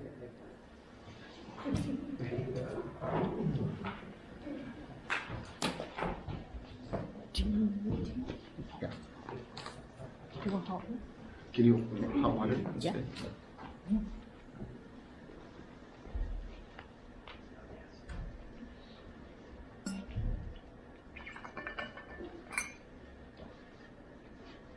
Somebody offer you more hot water? I think Kim was just... Kim just went there. Okay. I mean, would you like a refresh more? I think we could just do a new one or refresh the hot water. Well, there's not much in there. It looks like an early spring there.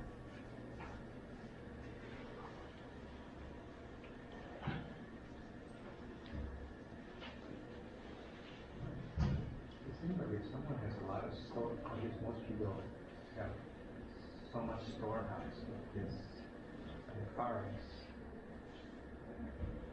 the progress will be slow.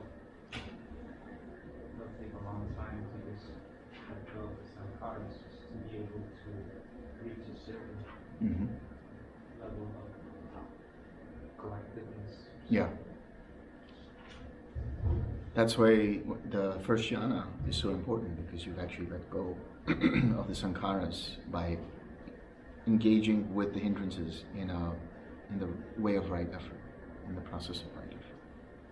As we go to the higher jhanas, especially to the cessation, that is also so true, right? And the more sankharas, the more difficult. It's more challenging to get into. Yeah. Is there any shortcut?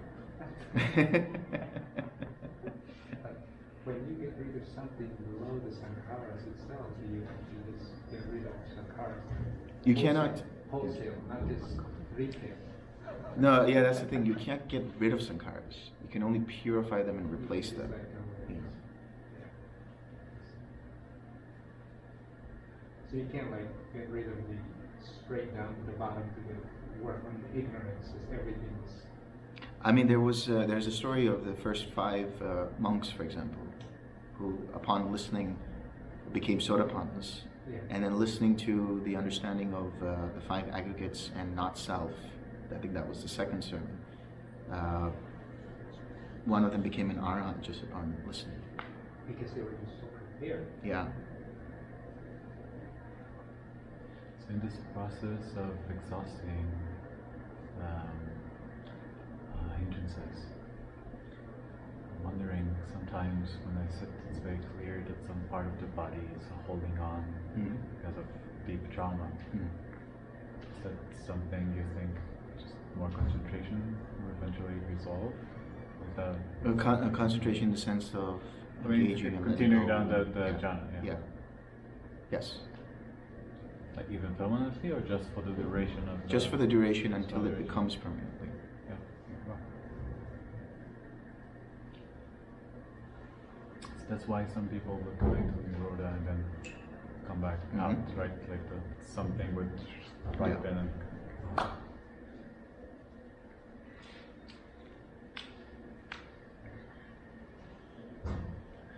How do you interpret some people, some claiming to be arhants, saying they have like a moment of perception cessation, moment of perception cessation?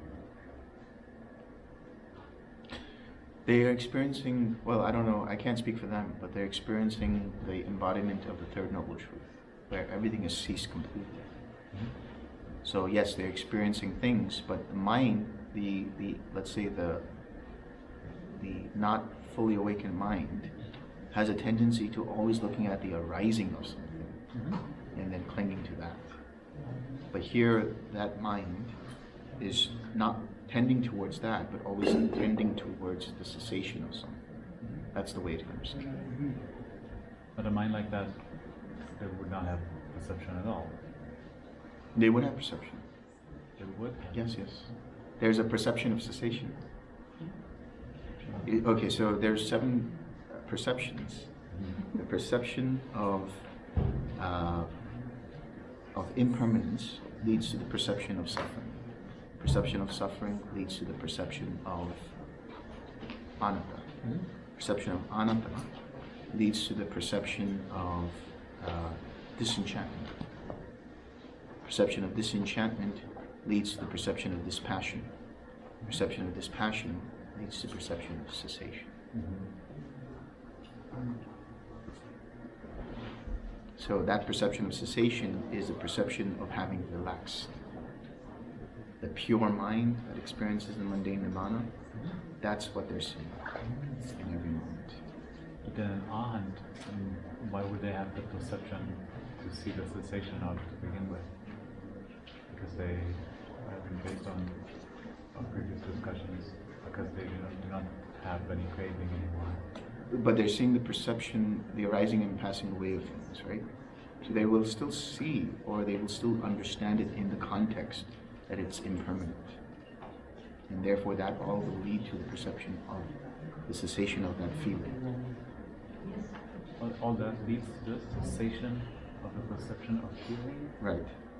Sorry, the perception of the cessation of feeling. That's a mouthful, yeah. Feeling.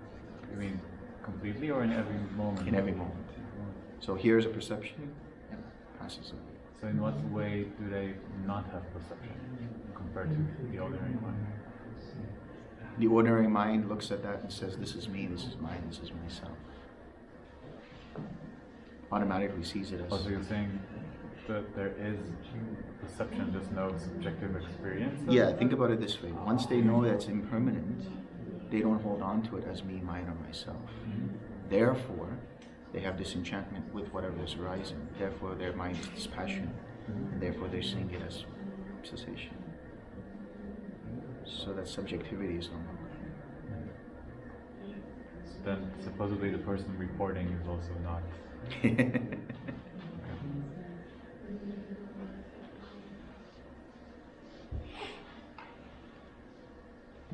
I guess that's also something you can have almost complete and still mostly trend to the cessations, right? Even though occasionally you have some. So it's a process of conditioning again until it becomes automatic. It becomes automatic until it becomes the default. So, quick question. You said clinging gives rise to an identity in bhava. Mm-hmm. Would it be fair to say that almost all the links give rise to an identity, or Craving, clinging, being, give rise to an identity? and some parts of feeling, which we'll get to. Feeling? Oh, I will explain. Okay, so we're talking about the 62 views, right? Is that right? So the idea is clinging to views in general, first and foremost, is the idea of like, I subscribe to this view, right? I subscribe to the Dhamma, so I'm clinging to the Dhamma. That realizes into, or results into, a bhava, an identity that I am somebody who practices the Dhamma. I'm somebody who practices jhanas. And so from there I act. I don't experience suffering, but I experience rebirth in a realm related to that jhana. But there's still suffering there. Why? because they're becoming. You're becoming what? It's something that is It's impermanent. impermanent, yeah. Yeah. It has the three characteristics. Yes. So even something as good as a jhana or a jhanic realm is still impermanent. Even though it's so many mahakapas, even though it's so many hundreds of trillions of years, there's still an end to it. It's conditioned, impermanent, and therefore not worth holding on to, and therefore not self. But that not worth holding on to means that you see it as suffering. It is suffering, because whatever is impermanent is liable to cause suffering at some point. A pleasant feeling, when it disappears, becomes painful. Vice versa, when a painful feeling disappears, it becomes. In some of the documents it says he was dancing all night long, all day long, and just went crazy. Just became mad. Anyway. Then there is this view of a guy named Pakuda Kachayana. He says, Your Majesty, these 7 things are not made of or of a kind to be made. These 7 things are not made or of a kind to be made. Uncreated, unproductive, barren, false, stable as a column. They do not shake, do not change, obstruct one another, nor are they able to cause one another pleasure, pain, or both. What are the 7? The earth body, the water body, the fire body, the air body, pleasure and pain, and the life principle. These 7 are neither slain nor slayer, neither hearer nor proclaimer, neither knower nor causer of knowing. And whoever cuts off a man's head with a sharp sword does not deprive anyone of life. He just inserts the blade in the intervening space between these 7 bodies. Does that make sense to you guys? Wow. That's cold. This is the view that the body lives on, that the soul lives on. This is the eternalist view. And so if everything is eternal, what's the point of being good or bad? It doesn't matter. I'll live on anyway.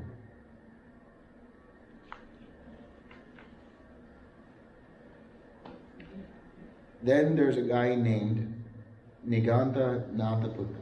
This is the Jain view. There's still modern Jainism as we understand it, but this is the Jain view. He says, let's see where it is.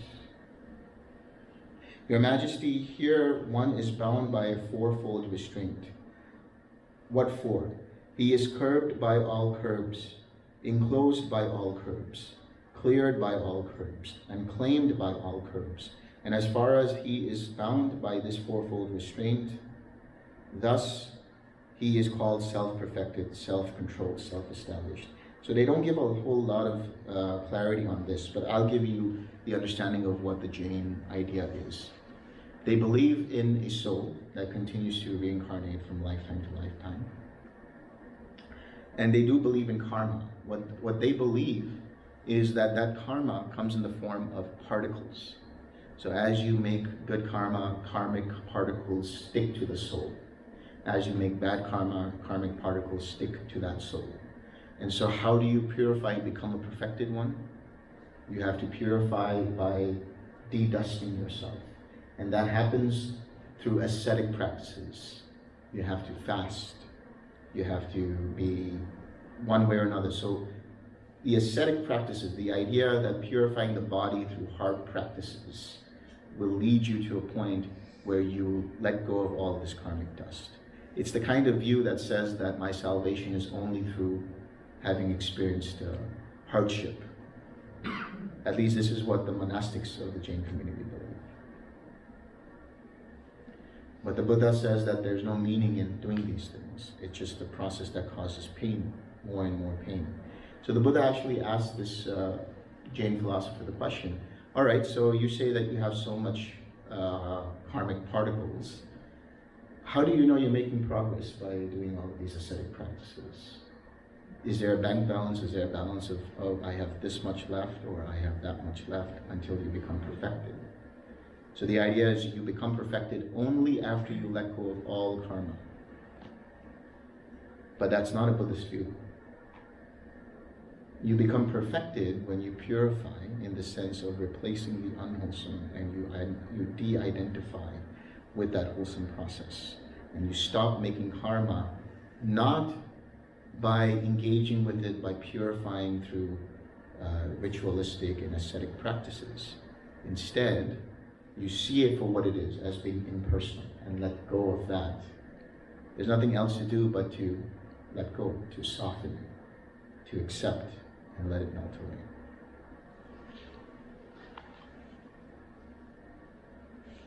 And then finally, we have this interesting character, Sanjaya Belaputta, who was the first teacher of Sariputta and Moggallana.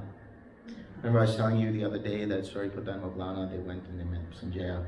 They were under the skeptics, which are also known as the eel wrigglers, because they never make conclusions on anything. You give them a question and they just say, oh, it might be this, it might be that, might not be this, it might not be that. It could be that, could not be that. It's neither this nor not that. So basically, their view is, if you ask me, is there another world? If I thought so, I would say so. But I don't think so. I don't say it is so, and I don't say otherwise. I don't say it is not, and I don't not say it is not. If you ask me, is there another world, or both, or neither? Is there fruit? Is there Tathagat, and so on? I say the same thing. So in other words, they don't land on any conclusions, and the reason is because they're afraid to be criticized. That's the general idea. They don't want to be criticized. They don't want to have a conclusion and have to debate. So they say, no, it could be one or the other, or it couldn't be one or the other. Who knows? But obviously with the Dhamma, there are certain conclusions made. There are certain ideas that are set in stone through the Eightfold Path and the Four Noble Truths, the idea of the Tathagat, the idea of the Four Attainments, and so on. All of these are there. There's no doubt about it. There's no skepticism about it. So these are the 6 views. Now let's continue with the rest. I think the people that do tech support are eel wigglers. It could be, yeah. I'm not saying it is.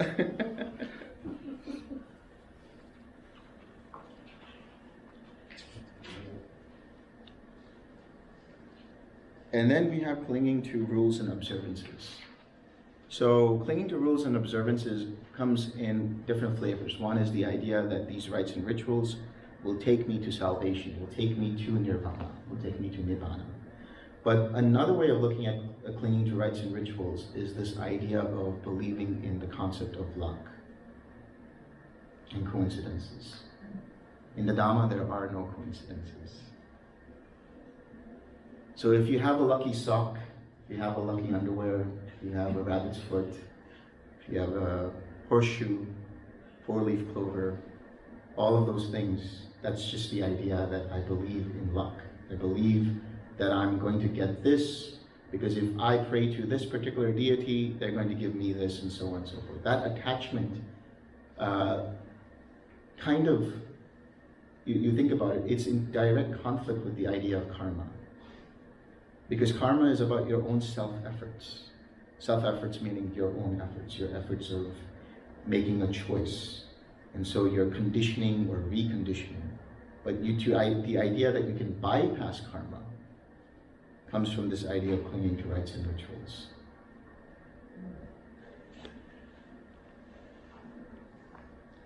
And then finally, clinging to a doctrine of self. We went over this some time back. As I said, there's 20 self-views. There's the 5 aggregates multiplied by the 4 basic views. The 5 aggregates are me, or the 5 aggregates are myself. Myself is in the 5 aggregates. The 5 aggregates are in myself, or myself is separate to the 5 aggregates. These are the 20 different views. So let's look at, we mentioned this yesterday, which is a good point. When you become a stream enterer, which clinging goes away? Rites and rituals. Right? And self-view. Doubt. But the clinging part, the clinging to self-view and the clinging to rites and rituals go away. When you become an anagami, which clinging goes away? Sensual pleasures. When you become an arahat, which clinging goes away? Conceit. Clinging to views. All views. Because you don't even cling to the Dhamma. You don't even cling to right view.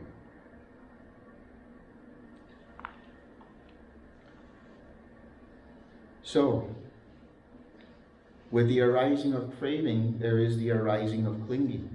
With the cessation of craving, there is a cessation of clinging. The way leading to the cessation of clinging is just this Noble Eightfold Path.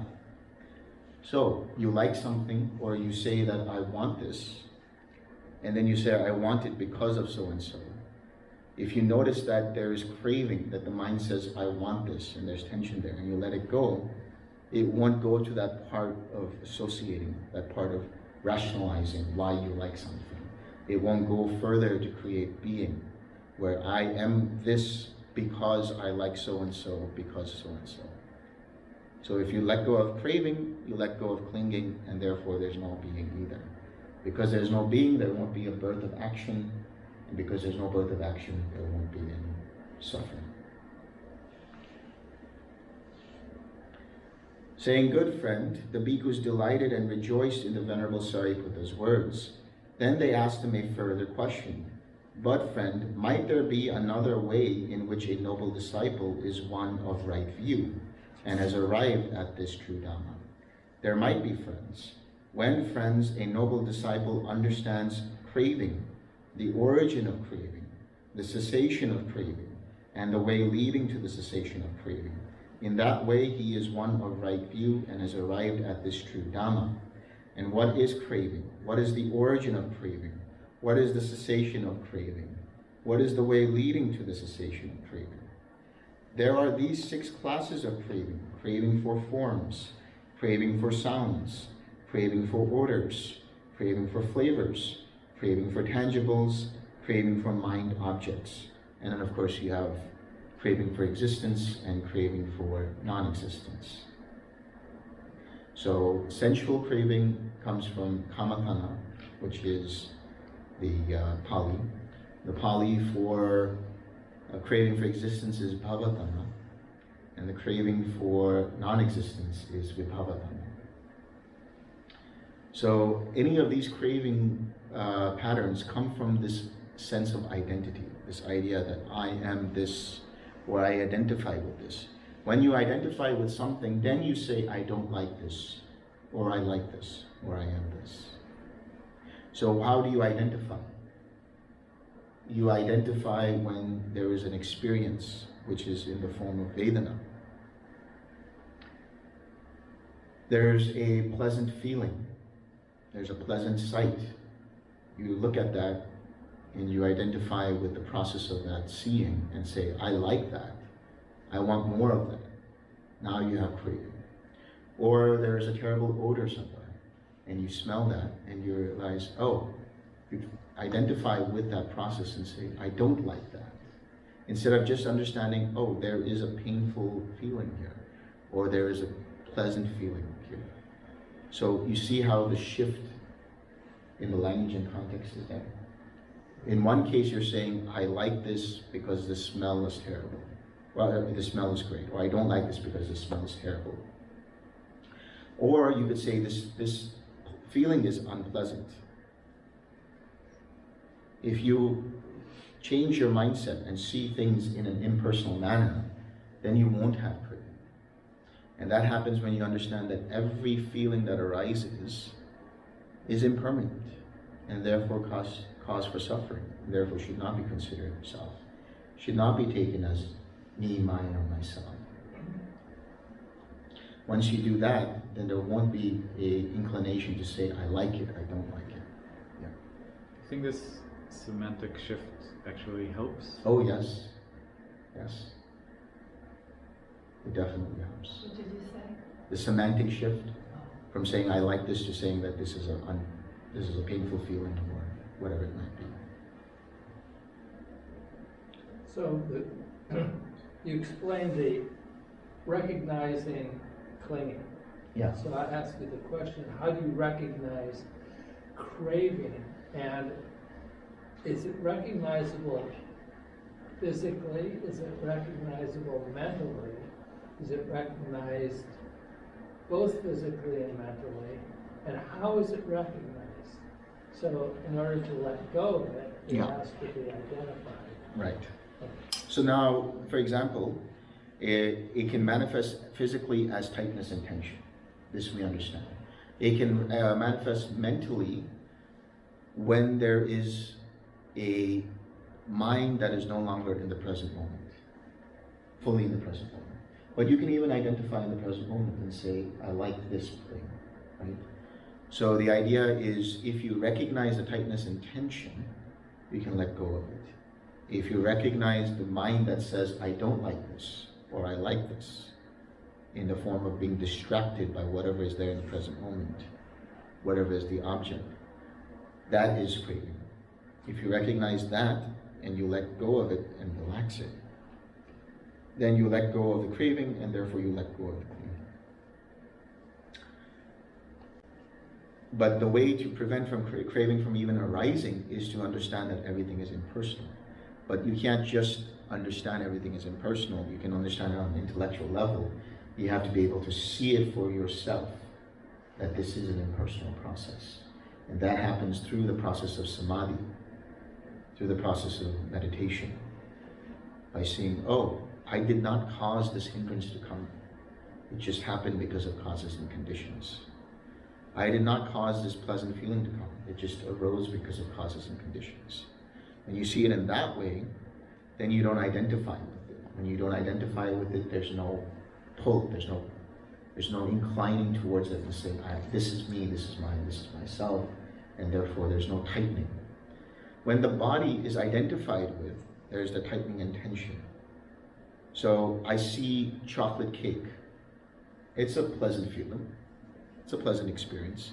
The smell of the chocolate, the taste of the chocolate, all of that. It's nice, it's good.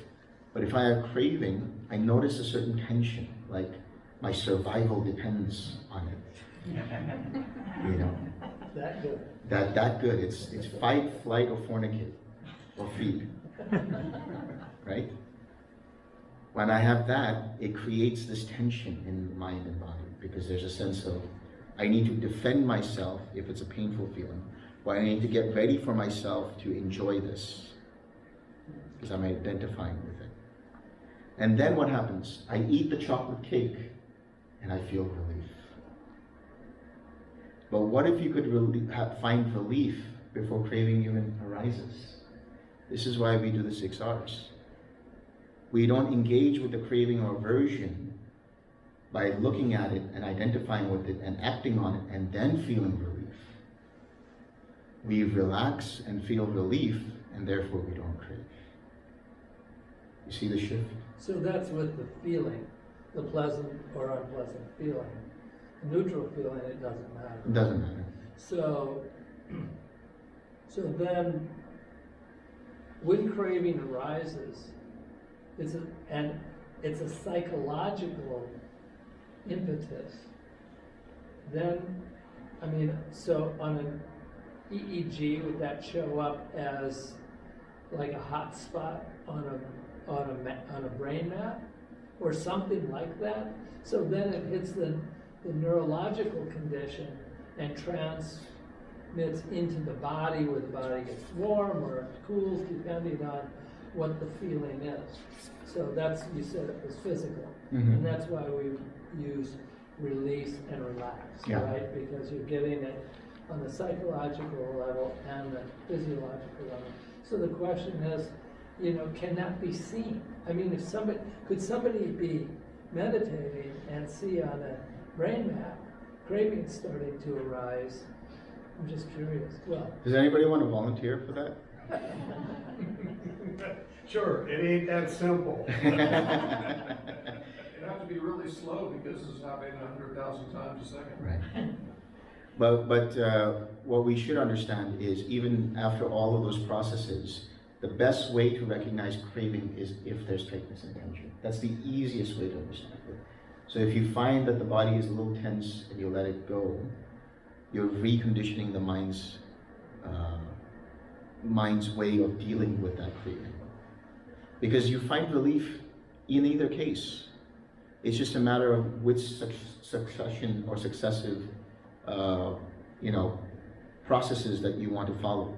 There is the mind that says, oh, I like this, and it craves it, and then when it finds satisfaction in that craving, it finds relief. Or you see the craving, but you don't indulge in the craving, and you let it go, and you already find relief.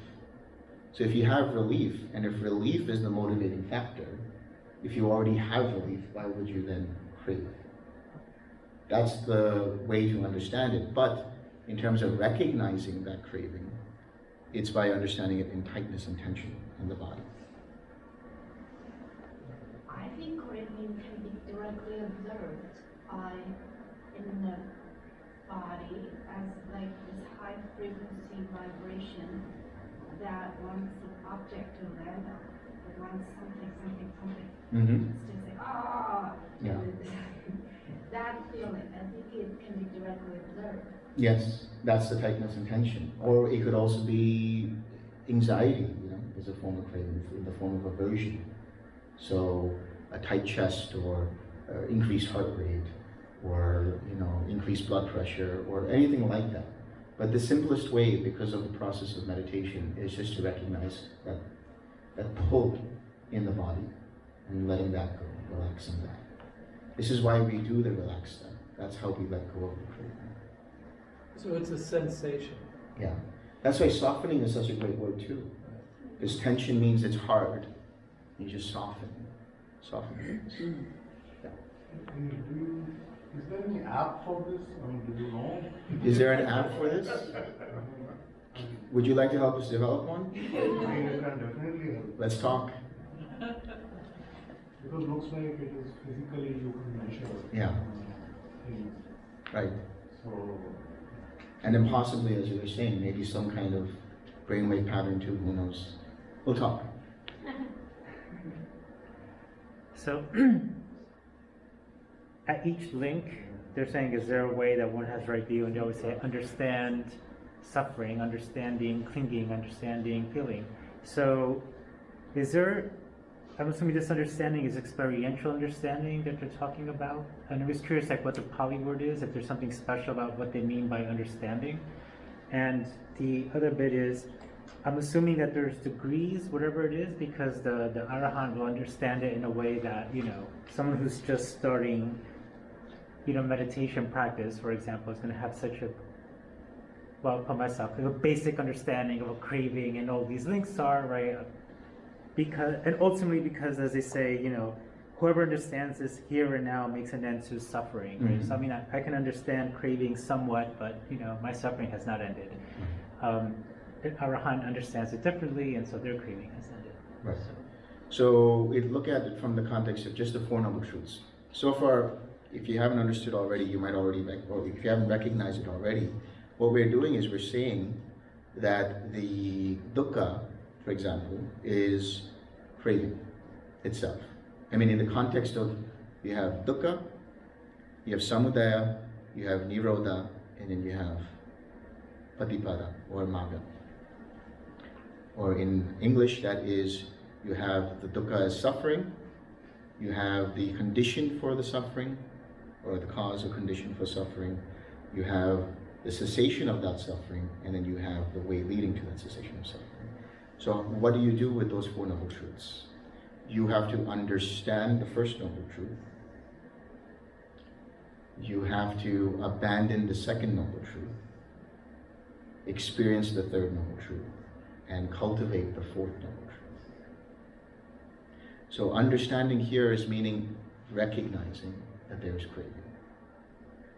Then abandoning and relaxing is this relaxing of the Second Noble Truth, letting go of that. So if there's clinging as the First Noble Truth, and you 6R that, you're using the Fourth Noble Truth, cultivating it by exercising it, to abandon the craving that caused the clinging. And then therefore, you experience the cessation of, or you realize the cessation of that clinging. So understanding here is in terms of the awareness that it's there, the recognition aspect, that's all. And then applying the, basically the Four Noble Truths format to each link. Yes, exactly. You had mentioned earlier that luck and coincidence does not happen in Dharma. In Southeast Asia, Vietnam and Taiwan, they're all about superstitious, where you pray to the Buddha to enhance your business and you give money. And so I'm just thinking, praying and doing all those donations, so they're useless, is what we're saying.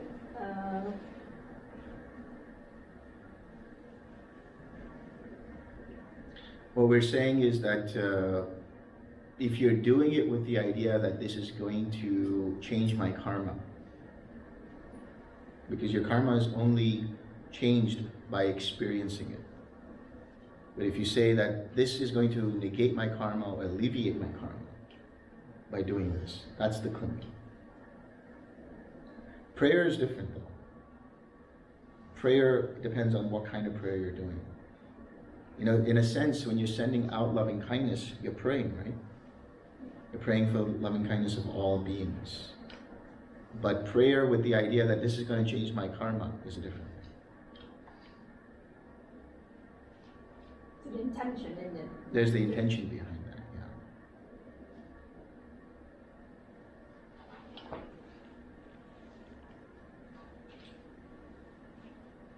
So now, you were mentioning the painful or pleasant craving, but there is craving in the sense of painful or pleasant feeling. They can be craving or aversion. But in the case of neutral feeling, and in the case of the other two, there can be identification that can be craving. So even in neutral feeling, there can be craving, but that's in the form of saying, this is me, this is mine. That's what you have to let go of as dhyana. Can you give an example of neutral feeling and clinging? So a neutral feeling would be a feeling of equanimity. Is neutral. It feels good, but it's actually a neutral feeling. And then having the clinging to that equanimity and saying, oh, that's my equanimity.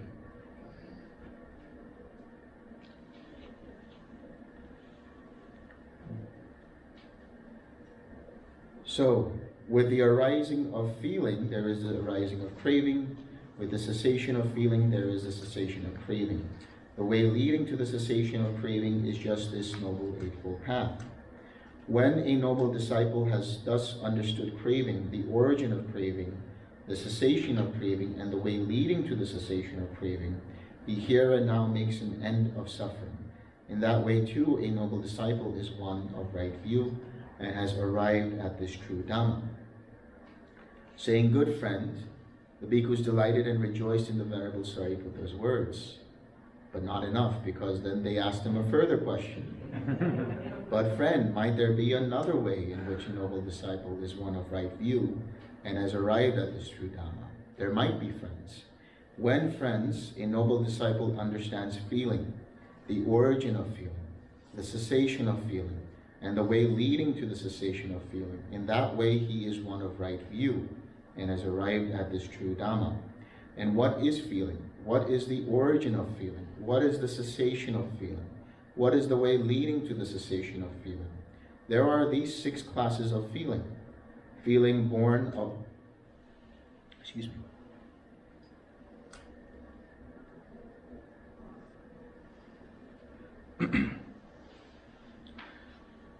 feeling born of eye contact, born of ear contact, born of nose contact, born of tongue contact, born of body contact, and born of mind contact.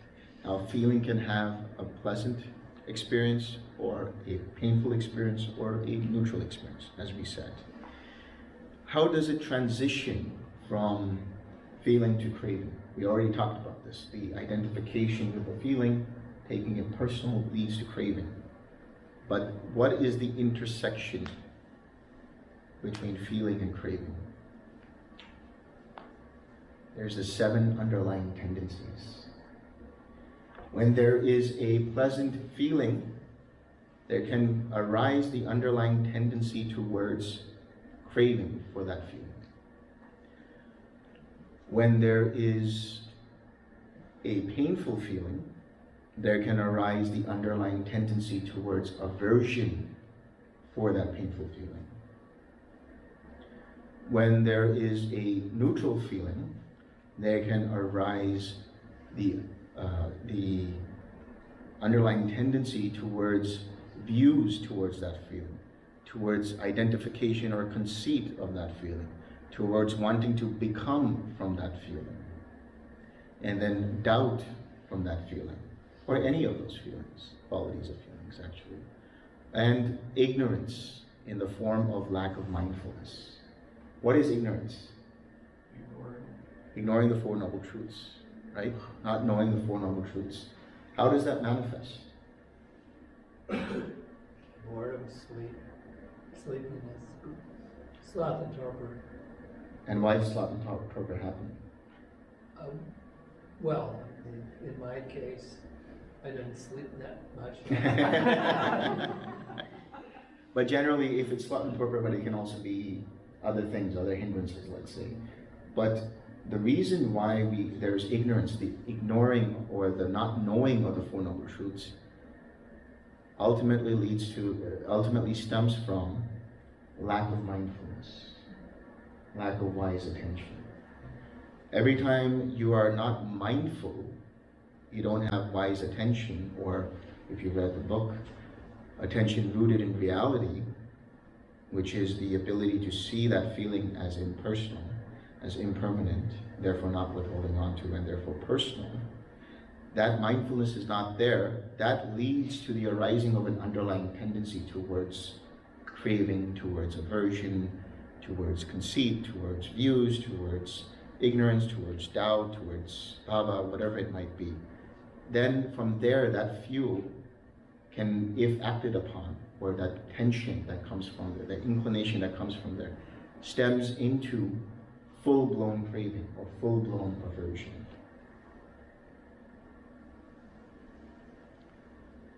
So how do you let that go? Arouse more mindfulness. Right. How does mindfulness come about? By applying attentiveness to the object of meditation. Right. And how do you bring the mind back to the object of meditation? Do the 6 R's. 6 R's. You recognize and you're mindful. You release and you relax and let go of the identification of that hindrance, let go of the underlying tendency that can bring, and come back and generate something wholesome. and then come back to that wholesome. And now you have attention, wise attention, attention rooted in reality. Yoniso Manasikara, as it's called. So, has anybody written down the 7 underlying tendencies? So I'm gonna say it again, okay? Underlying tendency towards craving, underlying tendency towards aversion, underlying tendency towards doubt, underlying tendency towards views, underlying tendency towards conceit, underlying tendency towards becoming, or habitual tendencies, and underlying tendency towards ignorance.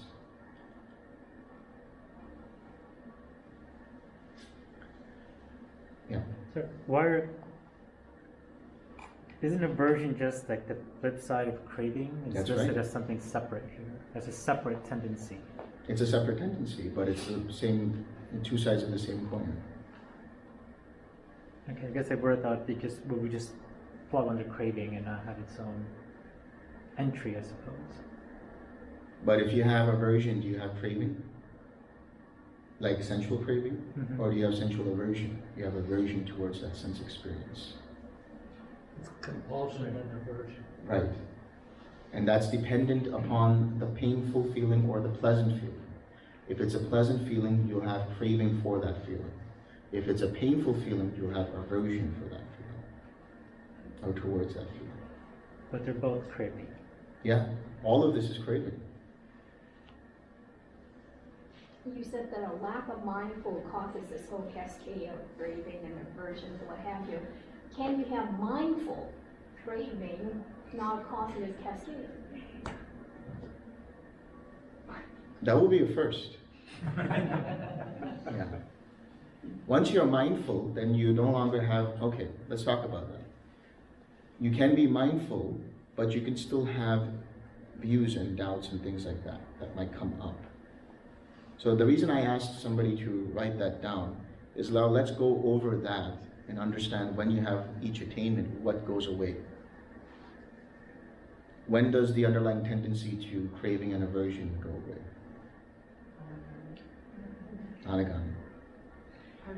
Anagami. When you become an anagami, the underlying tendency towards sensual craving and aversion goes away.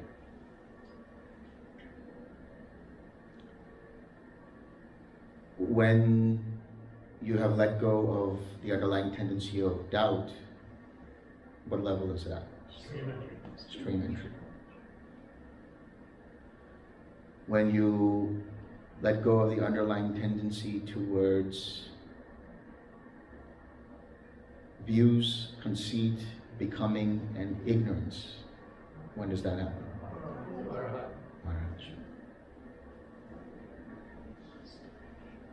So, you said something very interesting about too much mindfulness, or I missed it, but it was, so mindfulness by itself can be problematic because without serenity, it's a sharp sword that can cut anyway, because it's not tempered by metta or equanimity, and right. so So mindfulness by itself, bare attention, can be, and so what I'm thinking here is this mindfulness-based stress reduction programs that, I mean, carried too far without tranquility and without compassion, we can have a sharp critical mind rather than a compassionate, empathetic mind. Is that right? That's right. So in other words, if you just have bare attention in the form of just mindfulness, then the mind has a tendency to look at that and can become critical of it. But if it's tempered by the other enlightenment factors, which include the investigation of states, the energy, the joy, the tranquility, the collectedness, and the equanimity, then you have balance. Then you're seeing things as they actually are, but without judgment, without criticism, without any kind of, I like this, or I want this, or I am this, or any kind of projection there. There's a Venerable Robina who says even thieves need mindfulness. Right, exactly. They need attention to steal. Yeah. Otherwise, how are you going to make your money? Yeah. So,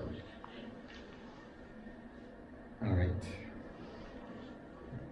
When a noble disciple has thus understood feeling, the origin of feeling, the cessation of feeling, and the way leading to the cessation of feeling, he here and now makes an end of suffering. In that way, too, a noble disciple is one of right view and has arrived at this true Dhamma. So before we go, I forgot to ask you guys. So we have the sensual craving, we have craving for existence and craving for non-existence. When does it go away, the sensual craving?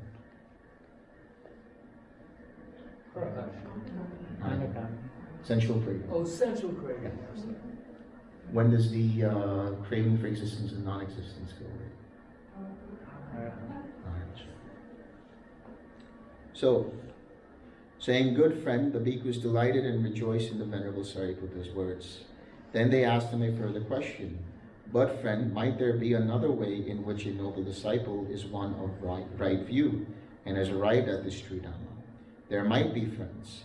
When, friends, a noble disciple understands contact, the origin of contact, the cessation of contact, and the way leading to the cessation of contact, in that way he is one of right view and has arrived at this true Dhamma. And what is contact?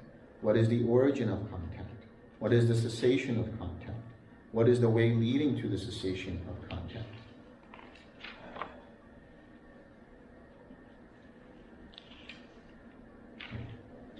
There are these 6 classes of contact: eye contact, ear contact, nose contact, tongue contact, body contact, and mind contact.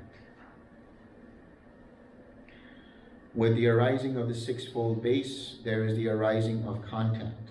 With the cessation of the sixfold base, there is the cessation of contact. The way leading to the cessation of contact is just this Noble Eightfold Path. Can you 6R contact? No. No. Why? It's already happened. It's already happening. Can you 6R what's happening right now, what you're seeing in terms of contact? But does it cease? No. It can cease. It can cease. Yes. With the cessation, perception, feeling, and consciousness. Oh, eventually. Yeah. Yeah. In that sense. So as you 6R deeper and deeper and deeper and let go of the final formations in the mind, you have cessation and there's no more contact.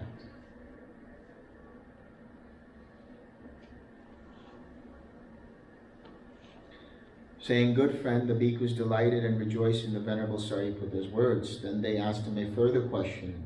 But friend, might there be another way in which a noble disciple is one of right view and has arrived at this true Dhamma? There might be, friends. When, friends, a noble disciple understands the sixfold base, the origin of the sixfold base, the cessation of the sixfold base, and the way leading to the cessation of the sixfold base, in that way he is one of right view and has arrived at this true Dhamma. And what is the sixfold base? What is the origin of the sixfold base? What is the cessation of the sixfold base? What is the way leading to the cessation of the sixfold base? There are these 6 bases: the eye base, the ear base, the nose base, the tongue base, the body base, and the mind base. With the arising of mentality materiality, there is the arising of the sixfold base. So what is the eye? What is the ear? What is the nose? What is the tongue? What is the body? Receptors. Receptors, right? For different vibrations of photons and molecules, and, yeah. doors. They're sense doors, yeah. So, but how do they come about? How do they process? What are they dependent on? Contact. Now, contact is dependent on them. Perception. Cognition. They need something to be housed in, Like a body. Namarupa. right? Namarupa. So the receptors, the photon receptors, the olfactory bulbs, the whatever you call it in the ears, yeah, the tongue, you know, all of that, it's happening in the physical body. I mean, it's placed in the physical body of materiality. Remember what we said yesterday? How do you experience the factors of mentality? Only through the body. How do you know that you have a body or there is a body? Only through mentality. And so the six sense spaces are actually part of mentality materiality, but they stem from them, so that's why they're known as being dependent upon them or conditioned by them. Any questions about that? Good. So, when a noble disciple has thus understood the sixfold base, the origin of the sixfold base, the cessation of the sixfold base, and the way leading to the cessation of the sixfold base, he here and now makes an end of suffering. In that way, too, a noble disciple is one of right view and has arrived at this true Dhamma. Saying, "Good friend," the bhikkhus delighted and rejoiced in the Venerable Sariputta's words. Then they asked him a further question. "But, friend, might there be another way in which a noble disciple is one of right view and has arrived at this true Dhamma?" There might be, friends. When, friends, a noble disciple understands mentality materiality, the origin of mentality materiality, the cessation of mentality materiality, and the way leading to the cessation of mentality materiality, in that way he is one of right view and has arrived at this true Dhamma. And what is mentality materiality? What is the origin of mentality materiality? What is the cessation of mentality materiality? What is the way leading to the cessation of mentality materiality? Feeling, perception, intention, contact, and attention. These are called mentality. The four great elements and the material form derived from the four great elements, these are called materiality. So this mentality and this materiality are what is called mentality materiality. With the arising of consciousness, there is the arising of mentality materiality. How do you know you have mentality materiality?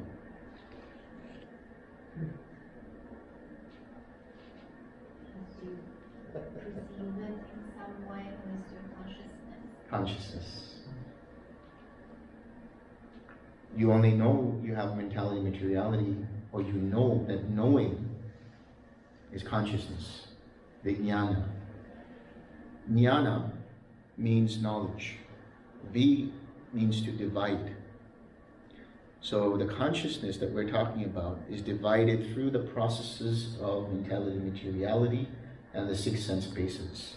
That's why we have eye consciousness, ear consciousness, nose consciousness, tongue consciousness, body consciousness, and mind consciousness.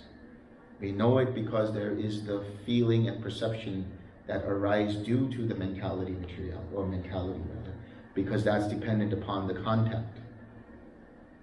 There's intention, there's attention, and so on. But because of these processes, consciousness arises. The awareness of that feeling arises. So it's a very crazy implication, which means that if I'm not observing something, they're not arising, so they're just not existing. So outside the room, the world doesn't exist. You know what the world is in the context of the Dhamma? No. It's the six sense bases. So you're saying the rest of the world doesn't exist? No, we're not saying that. But we're not perceiving, none of us are perceiving anything. None of us are perceiving? We're not perceiving what's outside that door. Right. So how do you know if by definition Dhamma, it doesn't exist? Right. In the sense that if you don't pay attention to it, it won't come to be. So in the same way, when a hindrance is there and you pay attention to that, your consciousness is flowing to that hindrance. And so now that attention is fueling that hindrance. You have, so to speak, hindrance consciousness. But if you let go of your attention to that hindrance, you relax it, let go, and whatever, and this through the 6 R's, that hindrance goes away because there's no attention to fuel. But if your attention is now on loving kindness, you have, so to speak, loving kindness consciousness. And so that is present there. And that happens through the process of intention and attention. You intend what you want to see, and your attention makes that consciousness flow. So that's a bit of a crazy world to be different from how we know. Yeah, the world is, according to the Dhamma, just that which we see. Smell, taste, hear. Yeah, cognize. British empiricist. Excuse me? It's like a British empiricist, like Locke, Berkeley, Hume, all have the same, very similar views. It's an aside. Okay.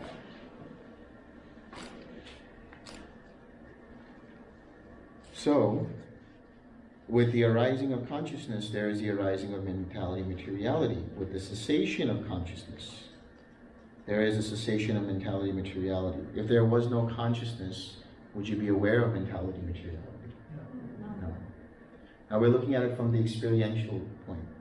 We talk about it from the macro point, the rebirth to rebirth, life to life.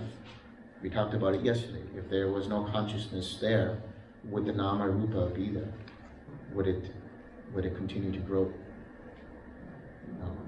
But if you don't have Nama Rupa, would there be consciousness? Because consciousness is always arising dependent upon an experience. When you have the 6 sense bases, then only you have the 6 consciousnesses that arise. So it means that we are not looking at defilement, then the defilement doesn't exist. So if you're only generating wholesome states, then for that moment, only wholesome state exists. In that so moment. It's like, you don't look at it if it doesn't exist. It sounds a little bit not real. It's not that you don't look at it, it's that your attention is not fueling it. But it's still there as a potential in the form of roots in the formations. So we're going to get to that very soon.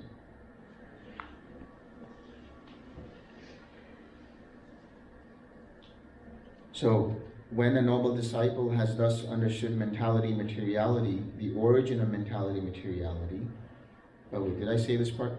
With the cessation of consciousness, there is a cessation of mentality materiality. The way leading to the cessation of mentality materiality is just this noble eightfold path. When a noble disciple has thus understood mentality materiality, the origin of mentality materiality, the cessation of mentality materiality, and the way leading to the cessation of mentality materiality, he here and now makes an end of suffering. In that way too, a noble disciple is one of right view, and has arrived at this true Dhamma. Saying, "Good friend," the bhikkhus delighted and rejoiced in the Venerable Sariputta's words. Then they asked him a further question. "But friend, might there be another way in which a noble disciple is one of right view, and has arrived at this true Dhamma?" There might be, friends. When, friends, a noble disciple understands consciousness, the origin of consciousness, the cessation of consciousness, and the way leading to the cessation of consciousness, in that way he is one of right view and has arrived at this true Dhamma. And what is consciousness? What is the origin of consciousness? What is the cessation of consciousness? What is the way leading to the cessation of consciousness? There are these 6 classes of consciousness: eye consciousness, ear consciousness, nose consciousness, tongue consciousness, body consciousness, and mind consciousness. With the arising of formations, with the arising of sankharas, there is the arising of consciousness. With the cessation of formations, there is the cessation of consciousness. The way leading to the cessation of consciousness is just this Noble Eightfold Path. Why are formations the condition for consciousness?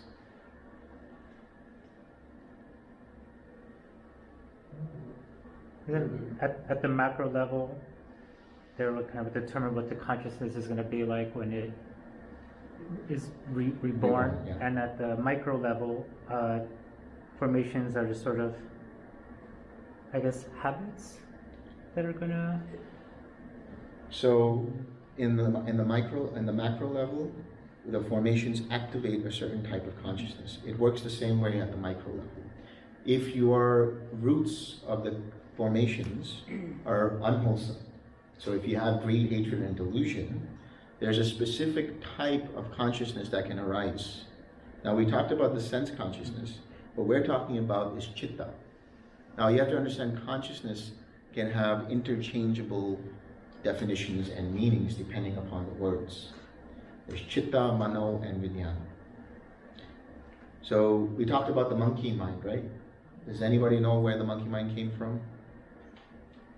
We talked about it today. Right? Sutta. Yeah. Sutta. So the idea is the monkey mind is in the sutta.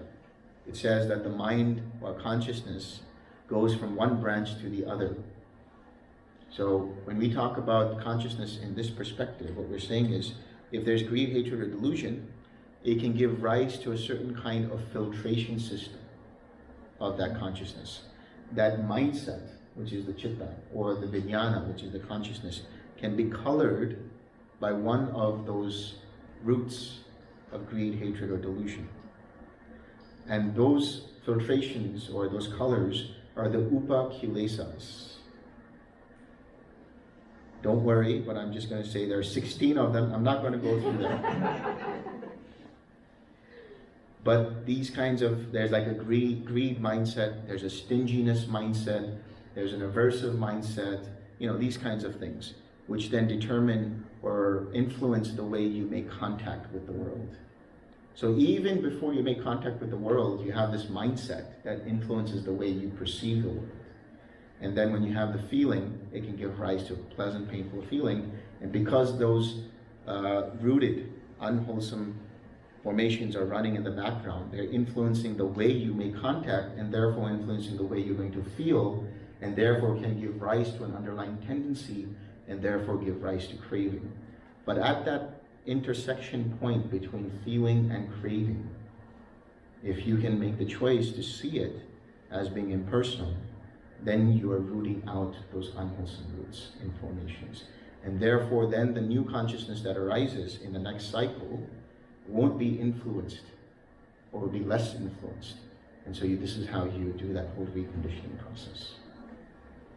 So you're saying we're just wearing the formation is just like tainted glass that we wear throughout this. The consciousnesses, the tainted glass.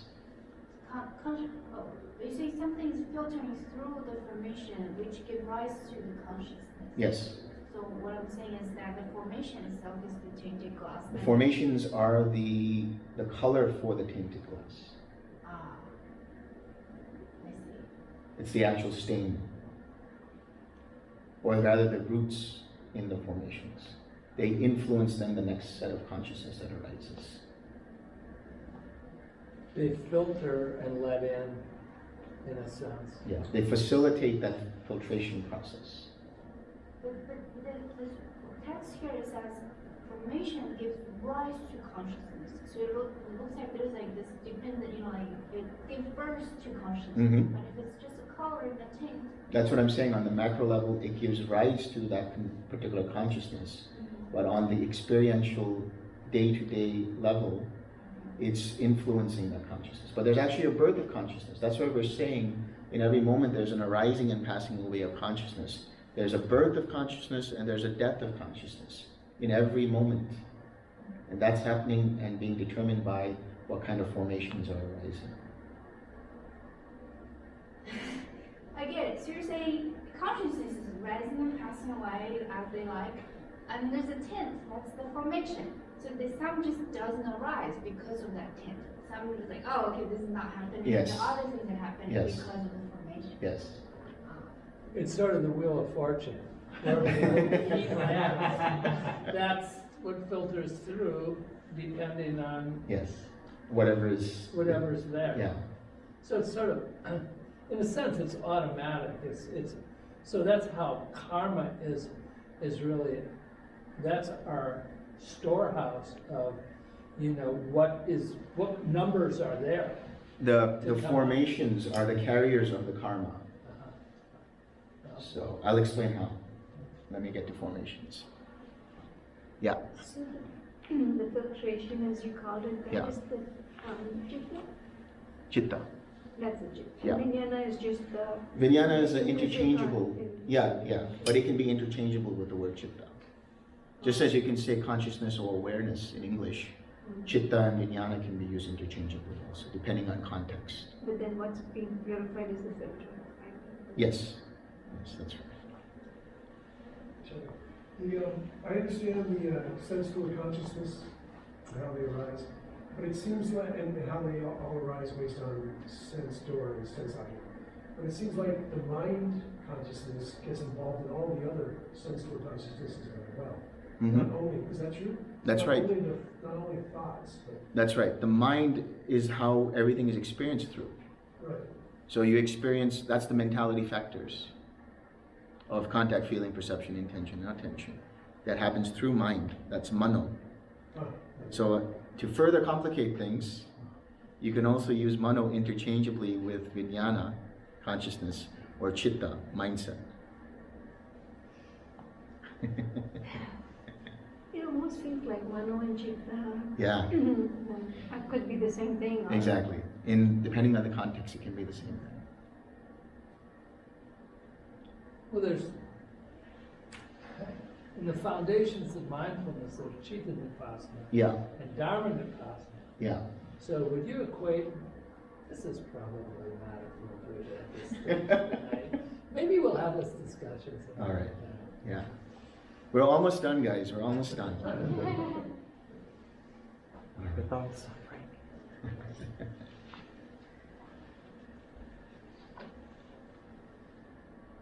So, when a noble disciple has thus understood consciousness, the origin of consciousness, the cessation of consciousness, and the way leading to the cessation of consciousness, he here and now makes an end of suffering. In that way, too, a noble disciple is one of right view and has arrived at this true Dhamma. Saying, "Good friend," the bhikkhus delighted and rejoiced in the Venerable Sariputta's words.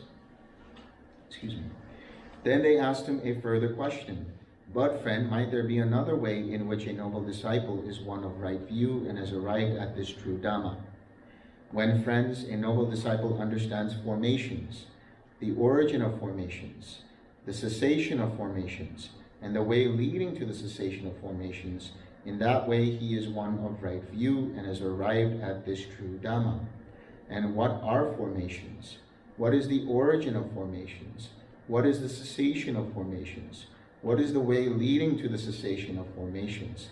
There are these three kinds of formations: the bodily formation, the verbal formation, the mental formation.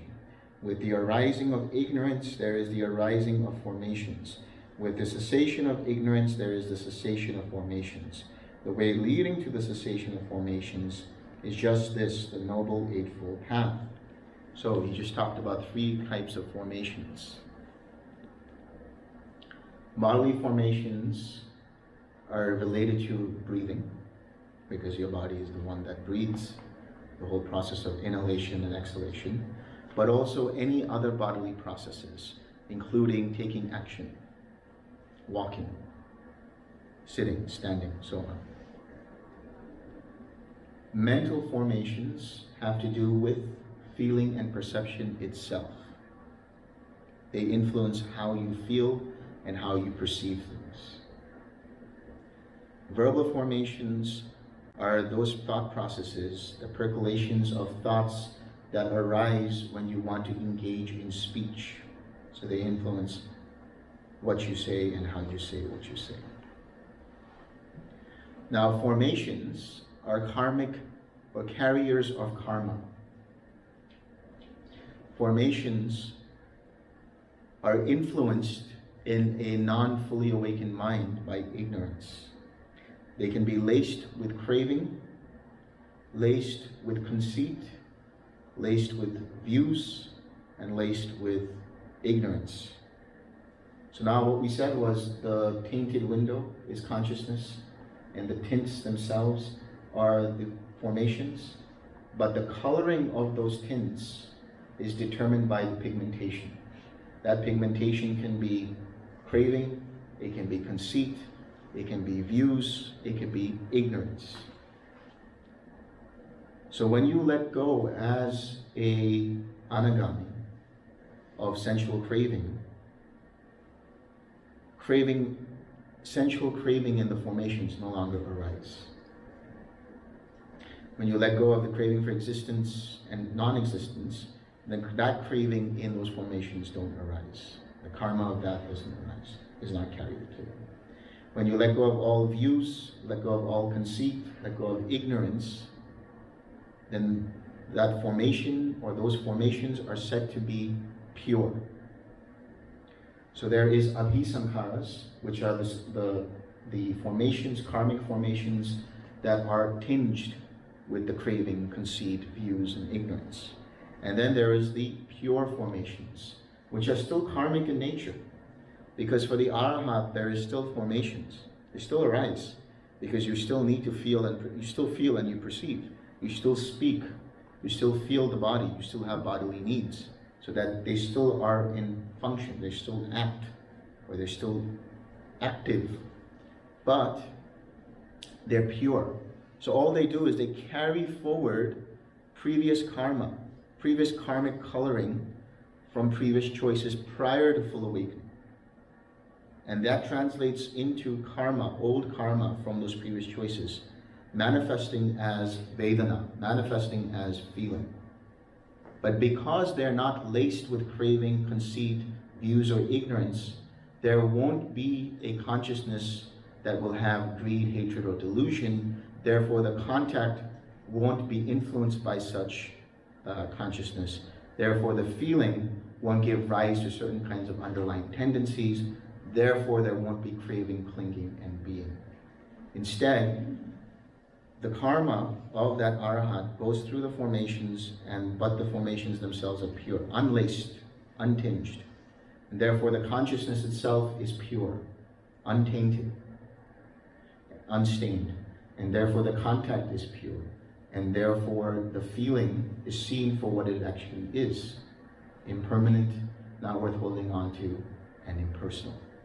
So because of that, it just dissipates. It might come up again, but then it dissipates. And eventually, there is the remainderless fading away of that karma. And that happens through the Eightfold Path, having followed the Eightfold Path. Is the unpure formation also a filter for the nature of reality? As in, does it also filter away the perception of the three characteristics? Is that like another way to understand it? So pure formations, you could say the pure formation, actually, you think about it this way. What are the formations influenced by? What are they conditioned by? Ignorance. What is the opposite of ignorance? Wisdom, right view. So now right view is influencing the formations, which means when you have right view, you have right intention, which comes from the formations, or which the formations go through. And that means that automatically you're seeing everything as being impermanent, cause of suffering, and therefore impersonal. So now what's influencing everything is right view, wisdom, instead of ignorance.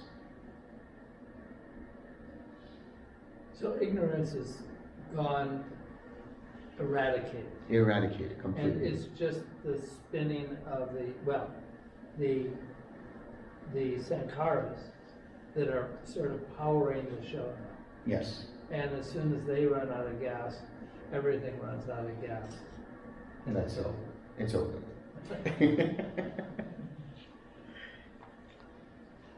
Okay. When a noble disciple has thus understood formations, the origin of formations, the cessation of formations, and the way leading to the cessation of formations, He here and now makes an end of suffering. In that way too, a noble disciple is one of right view and has arrived at this true Dhamma. We're almost done, guys. Saying, good friend, the bhikkhus delighted and rejoiced in the Venerable Sariputta's words. Then they asked him a further question. But friend, might there be another way in which a noble disciple is one of right view and has arrived at this true Dhamma? There might be, friends. When, friends, a noble disciple understands ignorance, the origin of ignorance, the cessation of ignorance, and the way leading to the cessation of ignorance, in that way he is one of right view and has arrived at this true Dhamma. And what is ignorance? What is the origin of ignorance? What is the cessation of ignorance? What is the way leading to the cessation of ignorance? Not knowing about suffering, not knowing about the origin of suffering, not knowing about the cessation of suffering, not knowing about the way leading to the cessation of suffering. This is called ignorance. What's the origin of ignorance? Not hearing the Dhamma. Mm-hmm. There's something very specific that gives rise to ignorance.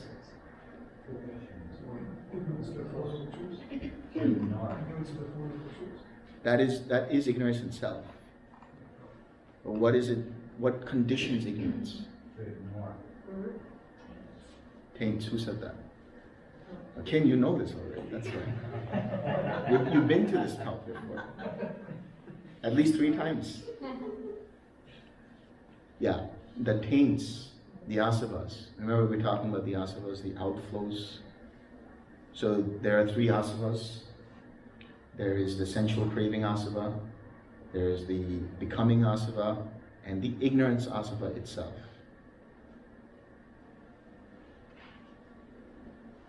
Why isn't it why isn't it called out in the 12 things? It's going to be.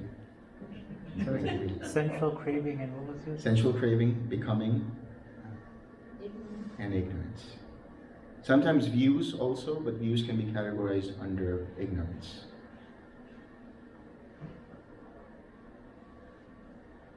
Yeah.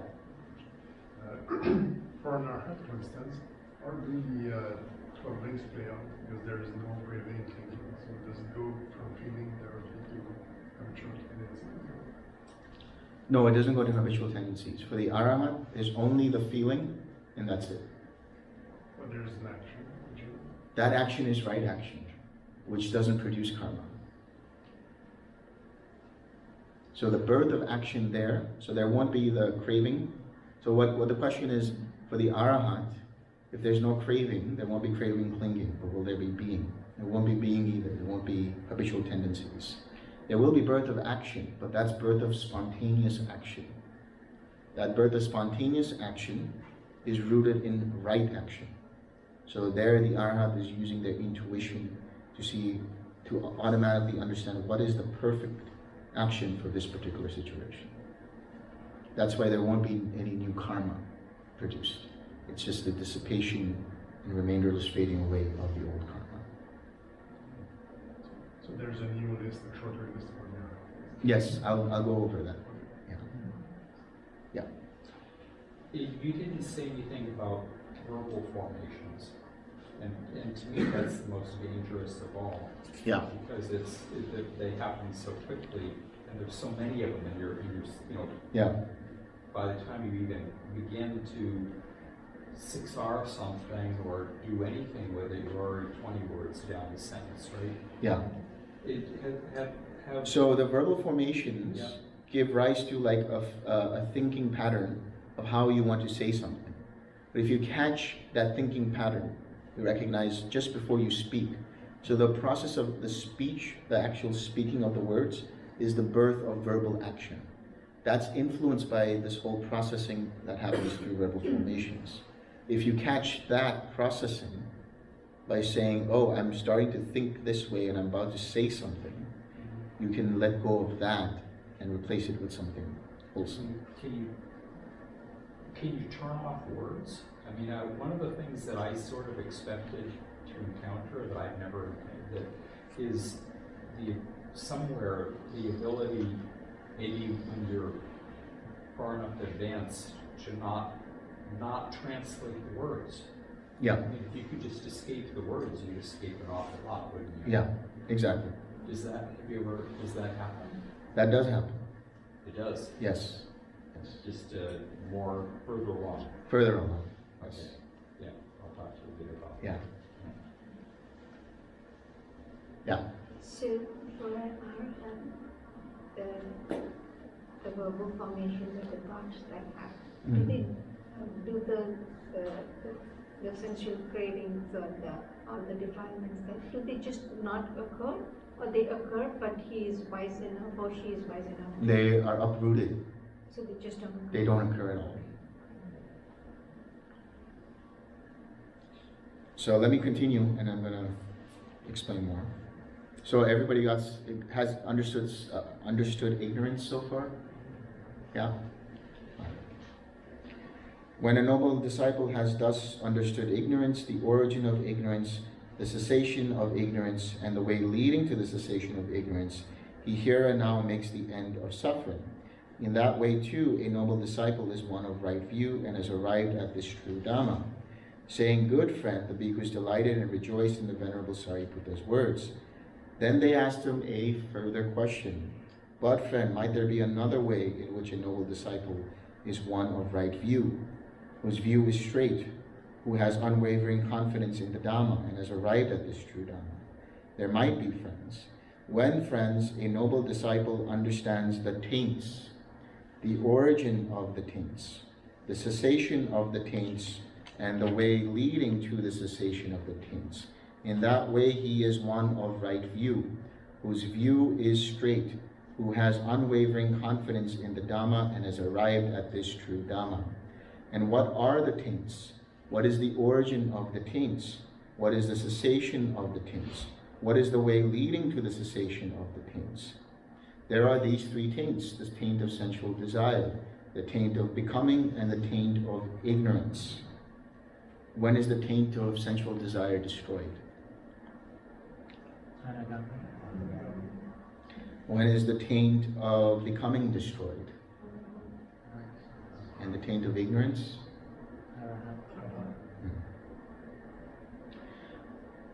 What gives rise to the taints?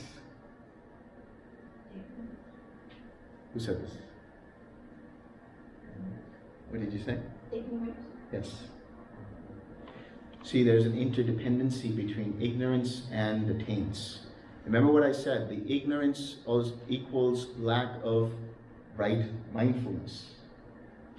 When you don't have attention at the level of feeling, the lack of mindfulness feeds the taint of ignorance. When you have a desire to become because you have lack of mindfulness, and you take and identify that feeling personally, you feed back into the taint of becoming. When you take that feeling and you have craving because you have lack of mindfulness, you feed back the loop to the taint of sensual desire. So, if you have mindfulness, the right mindfulness, with regards to feeling, you're whittling away at ignorance bit by bit, and therefore whittling away at sensual, the taint of sensual desire, the taint of becoming, and the taint of ignorance bit by bit, until they fade away. And how does that happen? 6 hours. There you go.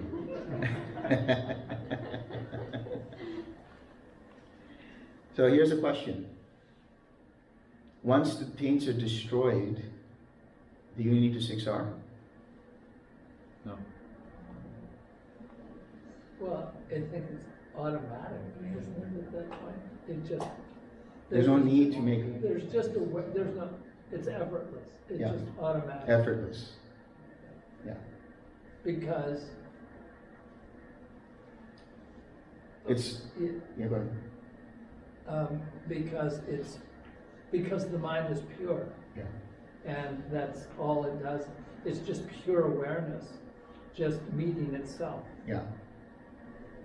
And then that shatters the delusion. Yeah. And it's just unvarnished reality, Yeah. the Arhat experiences. So there's nothing to siksar there. It just sees things as they really are. And what does that mean, seeing things as they really are? That's the attention rooted in reality. I know I sound like a broken record, but that is seeing it as being impermanent, not worth holding on to, and therefore not me, not mine, not myself. Impersonal process. Yes. Questions? Yeah. How come there are 13 links, including 10? There is 12 links, but Sariputta, being Sariputta, he likes to analyze things, and so he goes deeper than anyone else. And so now he's looking at the taints themselves. The taints themselves are not the links. The taints themselves are the substratum, the foundation from which the links arise. How is the taint of becoming different from the becoming link? So the taint of becoming influences the habitual tendencies.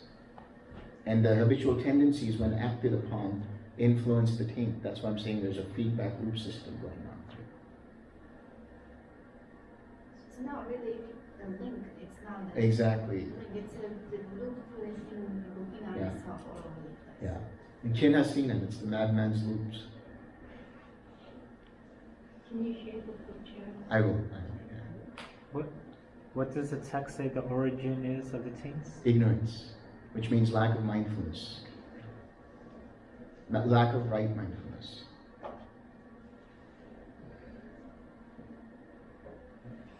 So that kind of brings up the whole Eightfold Path again, and why Sama, it's all right. Well, the word right is Sama. So Samasati. Not just Sati, mindfulness, but Samasati. It has to be the right. It has to be the right mindfulness, the effective mindfulness, the one that is effective for the realization of Nirvana. Right. And that is the mindfulness that's associated with the 7 factors of awakening. Right. So it has to be associated with that. Right. Or it's not Sama. Right. Okay. And what's another name for mindfulness? Observation. Observing without agenda. Observing without intention. So, with the arising of ignorance, there is the arising of the taints. With the cessation of ignorance, there is the cessation of the taints. The way leading to the cessation of the taints is just this Noble Eightfold Path. That is, right view, right intention, right speech, right action, right livelihood, right effort, right mindfulness, and right collectedness. When a noble disciple has thus understood the taints, the origin of the taints, the cessation of the taints, and the way leading to the cessation of the taints, he entirely abandons the underlying tendency to lust. He abolishes the underlying tendency to aversion. He extirpates the underlying tendency to the view and conceit, I am. And by abandoning ignorance and arousing true knowledge, he here and now makes an end of suffering. In that way, too, a noble disciple is one of right view, whose view is straight, who has unwavering confidence in the Dhamma, and has arrived at this true Dhamma. This is what the Venerable Sariputta said, and like everybody here, the bhikkhus were satisfied and delighted in the Venerable Sariputta's words. But is there another way? Isn't there a sutta where they ask him, isn't there another one? And he's like, no, stop asking. That's another sutta. Okay. No more questions? No energy for questions now, right? All right. The karma burns out. Yeah. Is there like a chart somewhere? I'm glad you asked. When I see you at the interview, I have a gift for you. Okay. All right? I'll get a chart. All right. Okay, let's share some merit.